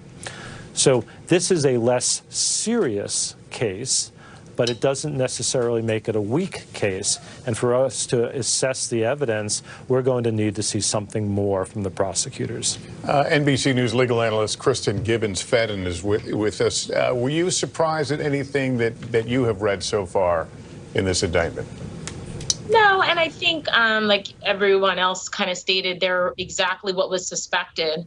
But the one thing I would say is, while I agree this doesn't seem to be the strongest, I don't think that it's weak at all. I think one of the things that's really important is that, in terms of forensic evidence, we do have, as I'm reading quickly this indictment and the statement of facts, there does appear to be some independent indicia of intent, wherein there was invoices that said, for example, retainer or for legal fees, when in fact it seems based on the evidence that it was actually for paying off, for example, Miss Daniels, or paying off, being used as hush money. So those are some types of independent corroborative evidence that could corroborate what we imagine Cohen will say if he testifies, which will help because he does lack the credibility of a more independent witness because of his convictions. All right, thank you. I want to go right to NBC News national correspondent Gabe Gutierrez as we watch the former president's plane preparing to receive him and his traveling party. Gabe, we were speaking to you earlier. You were walking us through the color. If you can give us more of what you saw and witnessed in the courtroom. Yes, Lester, as I look through my notes here, I can repeat that this arraignment was unlike any other arraignment that I've ever seen before. It lasted quite a bit longer than we expected, as you just heard, about 45 minutes. Now, I can tell you, former President Trump spoke very little during the appearance. He himself was the one who pleaded not guilty. He did so while he was sitting down. He answered just several questions from the judge, whether he understood his rights. The one time where he did show a little bit of emotion, the judge did give him a typical warning. The judge said that he would give any defendant that if the defendant were disruptive, he could be removed from the courtroom. A standard warning that the judge says he gives to any defendant. The former president responded by sighing, and he said, "I know." So something else, Lester, and I'll leave your other guests as they pour through the indictment, but there was frustration from the former president's attorneys, basically their lead attorney saying they didn't realize that they were going to have to give opening statements here. The prosecution went on at length about why they said the case should be brought, but also talked about these social media posts and these threats against the district attorney's office that they interpreted that the former president has been putting forth over the last several weeks. And of course, I can tell you, Lester, the security that we see here is due in part to those calls for protest that former President Trump brought up several weeks ago when he predicted that he might have been arrested back then. At the time, it didn't come to pass, but here we are. The prosecutors referred to specific instances where he referred to, quote, death and destruction, and also brought up a specific post that was put on the social media platform of a picture of former President Trump holding a bat near another picture of DA Alvin Bragg. Now, the defense did make the argument that, in their view, this was a presidential candidate, and this devolved into an argument between free speech. And the judge said that he would not impose a gag order in this case, even if asked. Instead, he did make a request, significantly not an order. He requested that the former president not use violence, not use language that would incite violence. So again, what comes next here, there was some discussion about a motion schedule. I'll repeat that initially prosecutors had wanted a trial date of January 2024. However, the defense said that probably wasn't realistic. They were looking more towards a trial date of spring of 2024. No final date was issued or ruled on by the judge, but there will be motions over the next several months. Discovery will be put forth over the next several months. And we expect the next time that the former president was expected to be here in the courtroom was in December. There was also some discussion whether he might have to actually be here or whether he could waive his appearance and just let the attorneys meet here.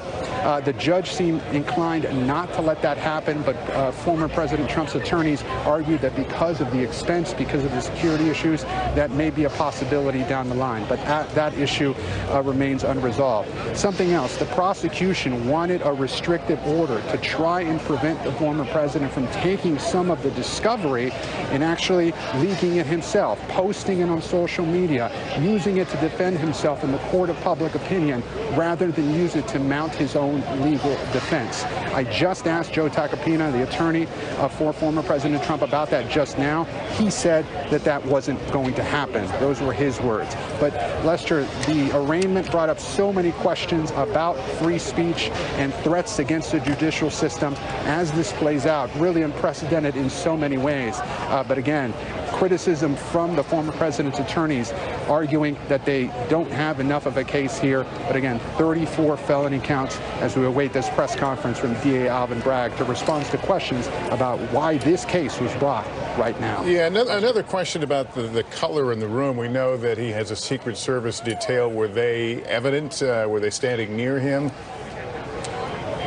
Yes, there were several Secret Service agents in the room. I was also watching on a monitor to be able to see his face. It was a crowded courtroom. We were also sitting in an overflow room that was next door to that particular courtroom where we were able to watch that video feed. And there were Secret Service agents that came into the room. The former president came straight in, stood at the center of the table, front row center, and again, stayed quiet for most of the proceedings, would occasionally lean over to talk to one of his lawyers, and again, only said very few things throughout the procedure, but proceedings, but notably made it very clear he himself was the one who pleaded not guilty. All right, Gabe Gutierrez, thank you for that report. And I want to note that we were watching there a moment ago the former president's plane at LaGuardia Airport. Mr. Trump, we just got a glimpse of him boarding the aircraft, and he'll be heading back to Florida, planning to deliver a speech tonight. Given the remarks today about some of his statements, it will be interesting for everyone to find out exactly how far he goes in his criticism of this prosecution that is now officially underway. Hallie, it's going to be a long, if this is many months, a year. over time, this will look different one way or the other. Well, I mean, I look at the date that he is next going to be appearing in court based on the reporting from inside the courtroom from Gabe and Adam, December. I mean, we will be in the thick of the Republican primaries here at that point, Lester. I mean, likely we don't know what the Republican debate schedule will be. We will likely be in those at the time that the former president is showing up again in court for this. We are already getting some reaction from some of his family members. It appears from our Garrett Hake, who was also in the courtroom with Gabe, that there were no Trump family members present in court, but his son, Eric Trump, is calling this, in his words, corruption in the United States. He says Alvin Bragg shut down the whole city, called in all these NYPD officers, et cetera, all for a $130,000 NDA. He goes on to talk about what he sees, again, as the political persecution of his father. This is something we've heard from, frankly, multiple members of the Trump family, Eric Trump, Donald Trump Jr., et cetera, both of whom have been active on social media for this. So you have, I think, hit the nail on the thing that I'm thinking about as we're listening to this, when a trial would be. This is colliding now, right? The legal implications with the political implications of what's to come ahead of 2024 in a serious way. And I think it is worth reminding people, as we take a look at the former president's plane, there are still other investigations outstanding here. That while we are focused on this indictment, this statement of facts, and this series of details that is in front of us here, there is potentially more out there from this Fulton County District Attorney in Georgia and from the special counsel, Jack Smith. There may be more out there in this investigation. If you look at footnote 1 of the statement of facts, it says the statement of facts contains certain of the information that is relevant to the events described herein. It does not contain all facts relevant to the charged conduct, which makes me again wonder, is this it? Is this the end of the road? Does this investigation continue? What else do they have? They're telling a pretty robust story. They've got a mountain of evidence. You heard Chuck Rosenberg talk about a case being weak. This is not a weak case, evidentiary-wise. They have plenty of evidence. The question is whether they can make out a legally sufficient case to get a conviction. So was the bar here simply to show probable cause and that there's more to come? Yes, but typically, if you're a prosecutor that's conservative and wants to win your case, you want to be able to win beyond a reasonable doubt, and you want to be able to get a successful prosecution here. All right, again, there's the look at the Trump aircraft at LaGuardia soon departing, NYPD helicopter that has escorted it from Manhattan. What an extraordinary day this has been, and we've had a lot of them, but watching a former president face justice, surrendering himself to a courthouse in New York is extraordinary. And the day is not over yet. I have to tell you, we are going to see Donald Trump make these remarks tonight at Mar-a-Lago. And while there is, I think, oftentimes among American voters some consternation over listening to Donald Trump speak, et cetera, this is a moment. It will be his first reaction to the facts that we have seen as laid out by the Manhattan District Attorney in this document, in this indictment. It will also be the first time that we will have an opportunity to see if those, I know his lawyers pushed back on the word warnings, but if what was raised in court about the language and the rhetoric that he has used about Alvin Bragg, about the judge, about others involved with this case, if that is going to be sort of an effective reminder for Donald Trump to essentially cut it out at that point. We're going to find out tonight, and I think a big way. Well, we're going to find out what Alvin Bragg has to say further. He wants to speak, obviously, with his indictment of what happens in court, but he did promise to speak to reporters. We're told that is less than perhaps 30 seconds at this point away. He will meet the press and answer some of the questions that have been raised about. Yeah, you got plenty for I wish I was in there. You want to be in there, I'm sure you do. He has, as we say, he's a prosecutor that holds things close to his vest. He brought in late witnesses, repeat witnesses to the grand jury down the stretch. Obviously believes in this case, and we're going to get a little more enlightenment from him in just a moment. What's the first question you want to ask him? Why so long? And is it true that you at some point decided that you weren't going to bring this case and you changed your mind? And if you did change your mind, why? Get him to try and confirm some of the reporting or some of what we've read in Mark Pomerantz's book. That was the former volunteer district attorney who came on to the Trump investigation team and then left out of frustration with the direction. See if he'll answer any of those questions. Is that going to become relevant at some point if you're the defense? Is that something you... Not in terms of evidence, but it would be interesting. I started thinking about how could you get that into evidence, and you might be able to. And there may be prosecutors out there that will be howling when I suggest this creative theory, but this is what we do, come up with creative ways to get evidence in. Maybe you get it in through Michael Cohen. Why did you find at some point, Mr. Cohen, that prosecutors weren't returning your letters and your calls and that they weren't interested? What did they tell you about the case? Well, here he is, Alvin Bragg, the DA of Manhattan County. Good afternoon. Thank you for joining us here today. Earlier this afternoon, Donald Trump was arraigned on a New York Supreme Court indictment returned by a Manhattan grand jury on 34 felony counts of falsifying business records in the first degree. Under New York state law, it is a felony to falsify business records with intent to defraud and an intent to conceal another crime. That is exactly what this case is about. 34 false statements made to cover up other crimes. These are felony crimes in New York State, no matter who you are. We cannot and will not normalize serious criminal conduct. The defendant repeatedly made false statements on New York business records. He also caused others to make false statements. The defendant claimed that he was paying Michael Cohen for legal services performed in 2017. This simply was not true. And it was a false statement that the defendant made month after month in 2017. April, May, June, and so on through the rest of the year. For 9 straight months, the defendant held documents in his hand containing this key lie, that he was paying Michael Cohen for legal services performed in 2017. And he personally signed checks for payments to Michael Cohen for each of these 9 months. In total, the grand jury found there were 34 documents with this critical false statement. Why did Donald Trump repeatedly make these false statements? The evidence will show that he did so to cover up crimes relating to the 2016 election.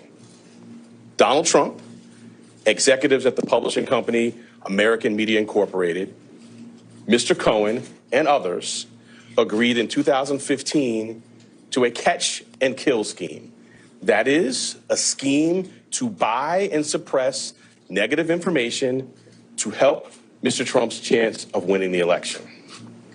As part of this scheme, Donald Trump and others made 3 payments to people who claimed to have negative information about Mr. Trump.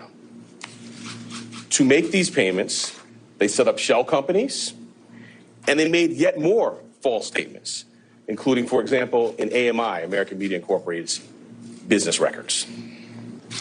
One of the 3 people that they paid to keep quiet was a woman named Stormy Daniels. Less than 2 weeks before the presidential election, Michael Cohen wired $130,000 to Stormy Daniels' lawyer. That payment was to hide damaging information from the voting public. The participant scheme was illegal.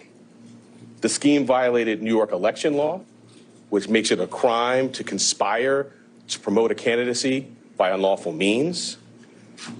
The $130,000 wire payment exceeded the federal campaign contribution cap, and the false statements in AMI's books violated New York law. That is why Mr. Trump made false statements about his payments to Mr. Cohen. He could not simply say that the payments were a reimbursement for Mr. Cohen's payments to Stormy Daniels. To do so, to make that true statement, would have been to admit a crime. So instead, Mr. Trump said that he was paying Mr. Cohen for fictitious legal services in 2017 to cover up actual crime committed the prior year. And in order to get Michael Cohen his money back, they planned one last false statement. In order to complete the scheme, they planned to mischaracterize the repayments to Mr. Cohen as income to the New York State tax authorities. The conduct I just described and that which was charged by the grand jury is felony criminal conduct in New York State. True and accurate business records are important everywhere, to be sure. They are all the more important in Manhattan, the financial center of the world. That is why we have a history in the Manhattan DA's office of vigorously enforcing white-collar crime. My office, including the talented prosecutors you saw at arraignment earlier today, has charged hundreds of felony falsifying business records. This charge, it can be said, is the bread and butter of our white-collar work. And fraud presents itself in all different forms here in Manhattan. We have charged falsifying business records for those who violated federal bank secrecy laws. We have charged falsifying business records for those who were seeking to cover up sex crimes. And we have brought this charge for those who committed tax violations. At its core, this case today is one with allegations like so many of our white-collar cases. Allegations that someone lied again and again to protect their interests and evade the laws to which we are all held accountable. As this office has done time and time again, we today uphold our solemn responsibility to ensure that everyone stands equal before the law. No amount of money and no amount of power changes that enduring American principle. I'll now take questions. So we're going to take a limited number of questions. There are no follow-up questions. One question per reporter. I will call on you. And again, we have limited time. Thank you. The first question will be Rick. Thank you. Rick, why now? I mean, some argue that this is a political move. You're not going to be a political person. The floodgates are going to go into We conducted a thorough and rigorous investigation, as we're known to do, at the Manhattan District Attorney's Office. I've been doing this for 24 years and am no stranger to rigorous, complex investigations. I bring cases when they're ready. Having now conducted a rigorous, thorough investigation, the case was ready to be brought, and it was brought. Mr. Bragg, the indictment says that there were 34 false business records. And they were then concealed another crime, but the indictment does not specifically say what those crimes were. We are assuming, perhaps, that they might be election-related. I'm wondering if you can specify what laws were also broken. Right. So let me say as an initial matter that the indictment doesn't specify that because the law does not so require. In my remarks, I mentioned a couple of laws, which I will highlight again now. The first is New York State election law, which makes it a crime to conspire to promote a candidacy by unlawful means. I further indicated a number of unlawful means, including more additional false statements, including statements that were planned to be made to tax authorities. I also noted the federal election law cap on contribution limits. But why weren't there those crimes charged? Why wasn't he charged with those crimes? Well, I'm not going to go into our deliberative process on what was brought. The charges that were brought were the ones that were brought. The evidence in the law is the basis for those decisions. Hi, Mr. DA. You had expressed a year ago that you had some reservations about the case's readiness. Can you talk to us about what were some of the questions in your mind that needed to be answered in order to bring a case, of this magnitude? I'm not going to go chapter and verse into any thinking. What I will say is, I believe the time period you're talking about, I've been in office for a couple of months. The investigation, in my view, was not concluded into the conduct in particular that is the basis for the charges today. Since that time, we've had more evidence made available to the office and opportunity to meet with additional witnesses. So, as I said earlier, I've been doing this for 24 years. I don't bring cases prior to a thorough and rigorous investigation. Now, having done so, the case has been brought. Mr. Bragg, Garrett Hake with NBC News. Your predecessor took a hard look at this case and decided not to charge it. Federal prosecutors took a hard look at this case and decided not to charge it. Do you believe you have new evidence that led you to decide to charge this, or why now? Well, as I just mentioned, we have had available to the office additional evidence that was not in the office's possession prior to my time here. And as to your part of your question about the federal, we have a distinct and strong, I would say profound, independent interest in New York State. This is the business capital of the world. We regularly do cases involving false business statements. The bedrock, in fact, the basis for business integrity and a well-functioning business marketplace is true and accurate record keeping. That's the charge that's brought here, falsifying New York State business records. Thank you. DA Brad, I'm just going to read back one line from your statement of facts. The participants also took steps that mischaracterized for tax purposes the true nature of payments and furtherance of the scheme. You allege former President Trump was one of the participants who mischaracterized the payments for tax purposes. I'm not going to go beyond the plain language statement of facts, which I think speaks for itself. Brad, can you please comment on the strength of the evidence that Trump personally intended violating state election law, including actions that are charged in the indictment? So the charge is falsifying business records. The charge requires, as I specified, criminal conduct that was concealed. One of the concealed crimes we allege is New York State election law.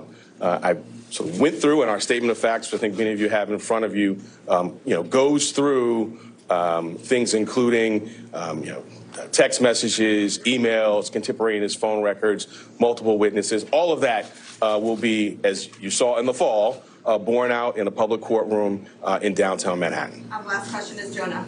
So, DA Brad, the charges related to the hush money payments to Stormy Daniels, the release from your office also mentions another woman, Karen McDougal, as well as a doorman. Can you comment on how those players are related to the charges you've brought or to the case overall?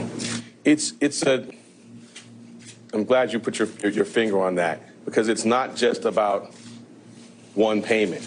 It is 34 business records, 34 false statements in business records, and we're concealing criminal conduct. And the earlier question about New York State election law, when I talked about conspiracy to promote a candidacy by unlawful means, those unlawful means we allege include the conduct set forth in the statement of facts, which is additional false statements separate and apart from the charged ones in AMI documents, planned false statements to taxing authorities. It is not just that one $130,000 wire payment. Thanks so much. Mr. Bragg, any comment about any incitement of violence by former president? At what point do you think that order is necessary? Manhattan District Attorney Alvin Bragg holding a short news conference, shedding a little more light on the thinking behind this indictment against 34 charges against former President Trump related to falsifying business records. And let me go around the horn here with our panelists. Laura, first of all, this is now hinging, it sounds like, on a state crime that makes it a felony, not a federal crime as we had anticipated. Well, he mentioned federal crimes, too. Obviously, there's federal limits on the amount that you can contribute to a campaign, and that's what Michael Cohen, of course, pled guilty to back in 2018. The idea there being that by making the payment to Stormy Daniels, suppressing that information out before the election, that was, in effect, a campaign contribution to Donald Trump, because it made sure that that information didn't get out before the election. So he's using that as a hook. He's using state election conspiracy as a hook, and he's also using tax issues as a hook, but not actually charging those as separate counts. So, but does this allow him to make this, we've talked about an untested legal theory, now does it become a tested legal theory? No. If anything, I think this makes it a little bit more complicated and a little bit tricky for him. Generally, federal election law issues are prosecuted by federal prosecutors, and there is going to be a swift motion to dismiss, I would predict, if in short order, from the former president's lawyers saying all of this should be preempted by federal law, meaning that this should have been brought by federal prosecutors, not by a state district attorney in Manhattan. Now, whether that will succeed remains to be seen. You see the district attorney saying, look, we brought plenty of false business record cases. He's saying it's bread and butter. He hasn't brought one like this, where you've actually obtained a jury conviction. It's gone up on appeal, where it's been tested. That's why people say it's been untested. Even if they've charged false business records cases before, they haven't used a federal election law as the hook, where that's been upheld but on appeal, where you can actually see a court saying, yes, this is okay. We give this the stamp of authority. It was interesting to hear him say that the law doesn't actually require that the indictment have the conspiracy and all of the other election issues pled as separate counts. Again, well, remains to be seen how the courts test that out, how they evaluate something like that. At the beginning of his remarks, I was struck by how much he's trying to emphasize nobody is above the law. You hear prosecutors say that all the time. But of course, in a case like this, with a defendant like this, he seemed to want to stake the ground that this is not something that I did because of who the president is, almost sort of implicitly giving a reply, if you will, a rebuttal to all of the sort of selective prosecution arguments we've heard from the former president, suggesting that he's been singled out in some way. And here you have Alvin Bragg saying, no one, no matter who you are, no matter how much money you have, everyone stands equal before the law. Sort of, that's, probably the most articulation we are going to hear from him outside of court to rebut some of the president's claims. Danny, your observations from what he just said? If it's true that federal election law is out, then the motion to throw it out because New York doesn't have jurisdiction may be dead in the water. And that is strategically exactly what Alvin Bragg must have done. He watches TV. He probably reads the papers. He knows that this was an issue. He probably saw Joe Tacopina several times say, look, if it's federal election law, there's a problem. This case could get thrown out. So lo and behold, now they charge a New York state law. So you don't have that issue with federal election law. New York obviously can enforce its own laws. And you have conspiracy to promote or prevent election. This is what lawyers do when the indictment comes out. We go to the statute. I'm at the statute, and I'll use you as my jury. I mean, for everyone to think about, is this, by the way, it's a misdemeanor. So in other words, Bragg has used a misdemeanor to elevate a misdemeanor to a felony. I predict you're going to see some folks on the right heavily criticizing that. Essentially, they're going to argue that, hey, he used basically a traffic violation to up this to a felony. But did two or more persons, obviously, probably Michael Cohen, did they conspire to promote or to prevent an election? So we can take prevent, probably throw that out. They weren't trying to prevent it. Were they trying to promote it? Conspiracy is a specific intent crime. You need to prove that he had the specific intent to promote an election. Now, if another reason, now we get into that issue, well, what if the real reason, what if 70% of the reason was to avoid family embarrassment, which, by the way, Michael Cohen said that on the record when he pleaded guilty. So that's what Michael Cohen has said in the past. He can't really deviate from that now. So, this is what defense attorneys do. We start thinking about what makes reasonable doubt. Do I think he could be convicted on these facts? Sure. I think it's possible. But there are some defensible points here, and we're going to hear about them in the coming weeks and months. All right. I want to go to Chuck Todd right now, moderator of Meet the Press, our political director. What are the implications of all this, Chuck? You've heard some of this conversation right now, that there are parts of this case that will likely be challenged with a good deal of attention. Oh, we lost Chuck Todd. Apologize. Let's go to Garrett Hake now. Garrett was inside the courtroom. Garrett, tell us about what you saw and the body language and the tone of the room. Lester, one of the first things I thought when the proceedings got underway is it would be almost impossible to conduct a trial in this manner. Just the amount of security necessary to move people up into the courtroom, 2 different levels of magnetometers on the ground floor and on the 15th floor, more than 30 law enforcement officers in the room, 2 rows on either side of the center aisle left clear with court officers standing in each of them to make sure the 4 or 5 reporters in each row kind of each had an officer watching us the entire time. Once Mr. Trump was seated, more officers standing behind him. They may be visible in some of the still photos that were taken inside the room. An extraordinary level of security, even for a current or former president. Just not the kind of thing I was used to seeing. I will say the mood in the courtroom was very serious, very somber. You could hear a pin drop in the room most of the time. Sometimes that meant you could hear the protesters out here on the street, across the street, when there were loud activities activities in the park. You could hear that in some of the quieter moments in the courtroom. As for Mr. Trump's demeanor, he was very focused, looking almost entirely either straight ahead or at his own attorneys. He didn't look at the prosecuting attorneys from the state very much. He essentially ignored the presentation from a lawyer representing the various media companies who've been pushing for more access in a conference that began just beforehand. When he came into the room, he kind of looked around a little bit, originally coming into the courtroom, sort of almost scanning to see if there were faces he recognized as he came down that center aisle. On the way out, he seemed to have thought better of that and looked basically straight ahead, essentially at the back of the court officer who was leading him out of the room.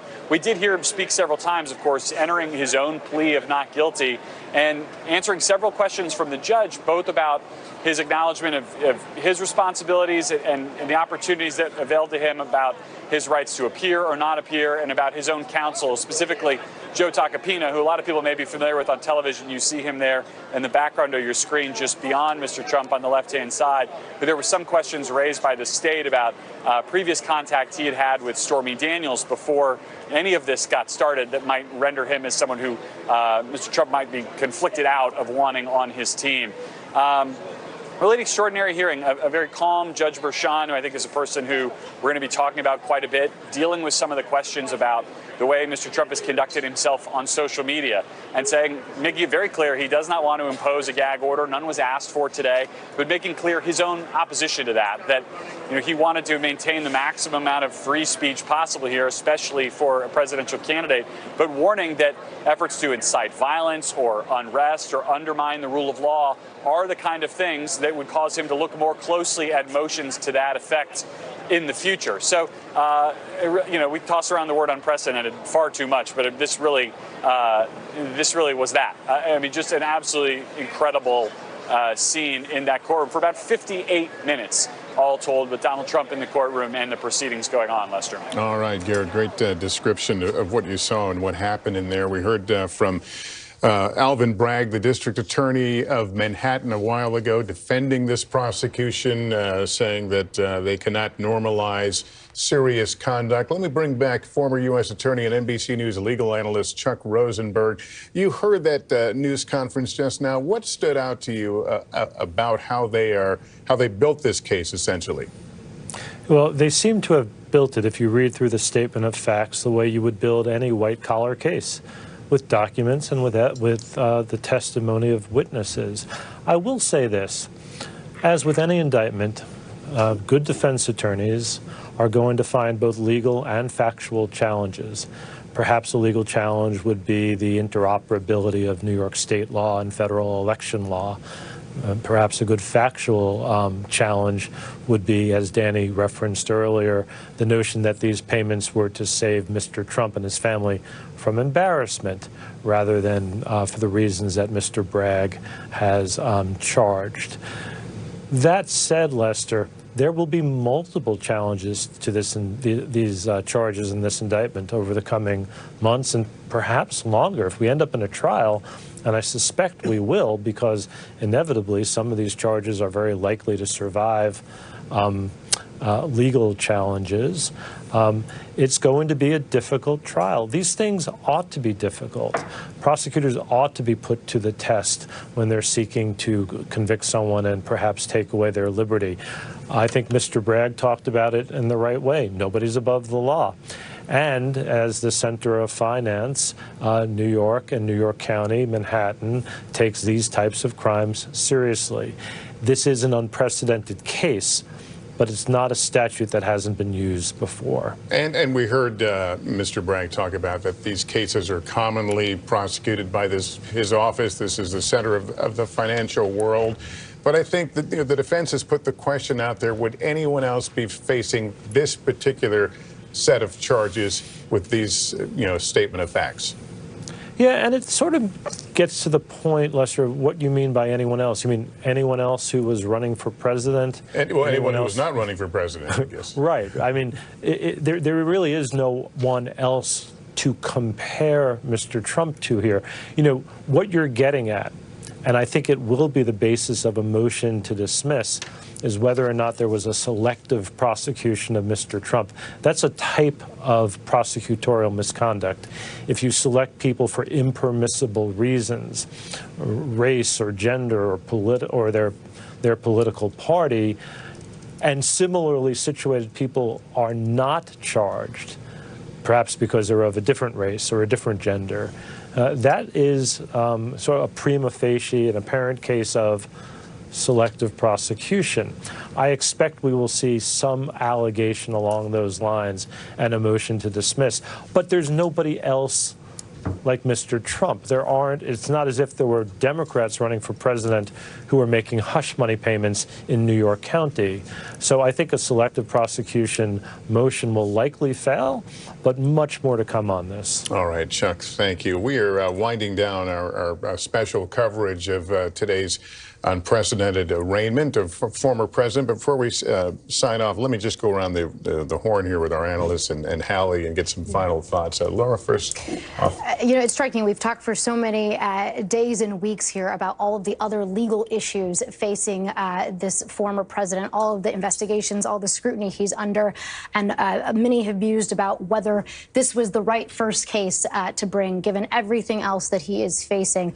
And many have pointed to the special counsel investigation in Washington, D.C., certainly the idea of somebody trying to overturn the election results, striking at the heart of democracy. But the way that prosecutors have couched this statement of facts is about undermining the heart of democracy and undermining another election. It hasn't been viewed in that way. I think all along it's been dismissed as hush money and sort of seen as something less serious. But the story that they're telling here is one about undermining an election. Hallie? There's one thing that Donald Trump's attorneys are making clear today in just the last hour or so, and that is he is not happy. He doesn't like this. He doesn't want it. He is frustrated and he is upset. That said, this is the reality in front of him, and we are already seeing Donald Trump understand that political reality and try to use it, frankly, to his political advantage here. As he is on that plane that we just watched take off from LaGuardia heading down to Mar-a-Lago, his campaign is sounding out a fundraising email, purportedly from Mr. Trump himself. It says, as I fly back home to Mar-a-Lago, he says, I am in great spirits because of the support from you, saying that the campaign, they say, has raised more than $10 million just since news of this indictment broke. Dan, we got about a minute. Yeah, for half a decade, we've wondered, would Trump ever be charged? And if so, who would be the first to do it?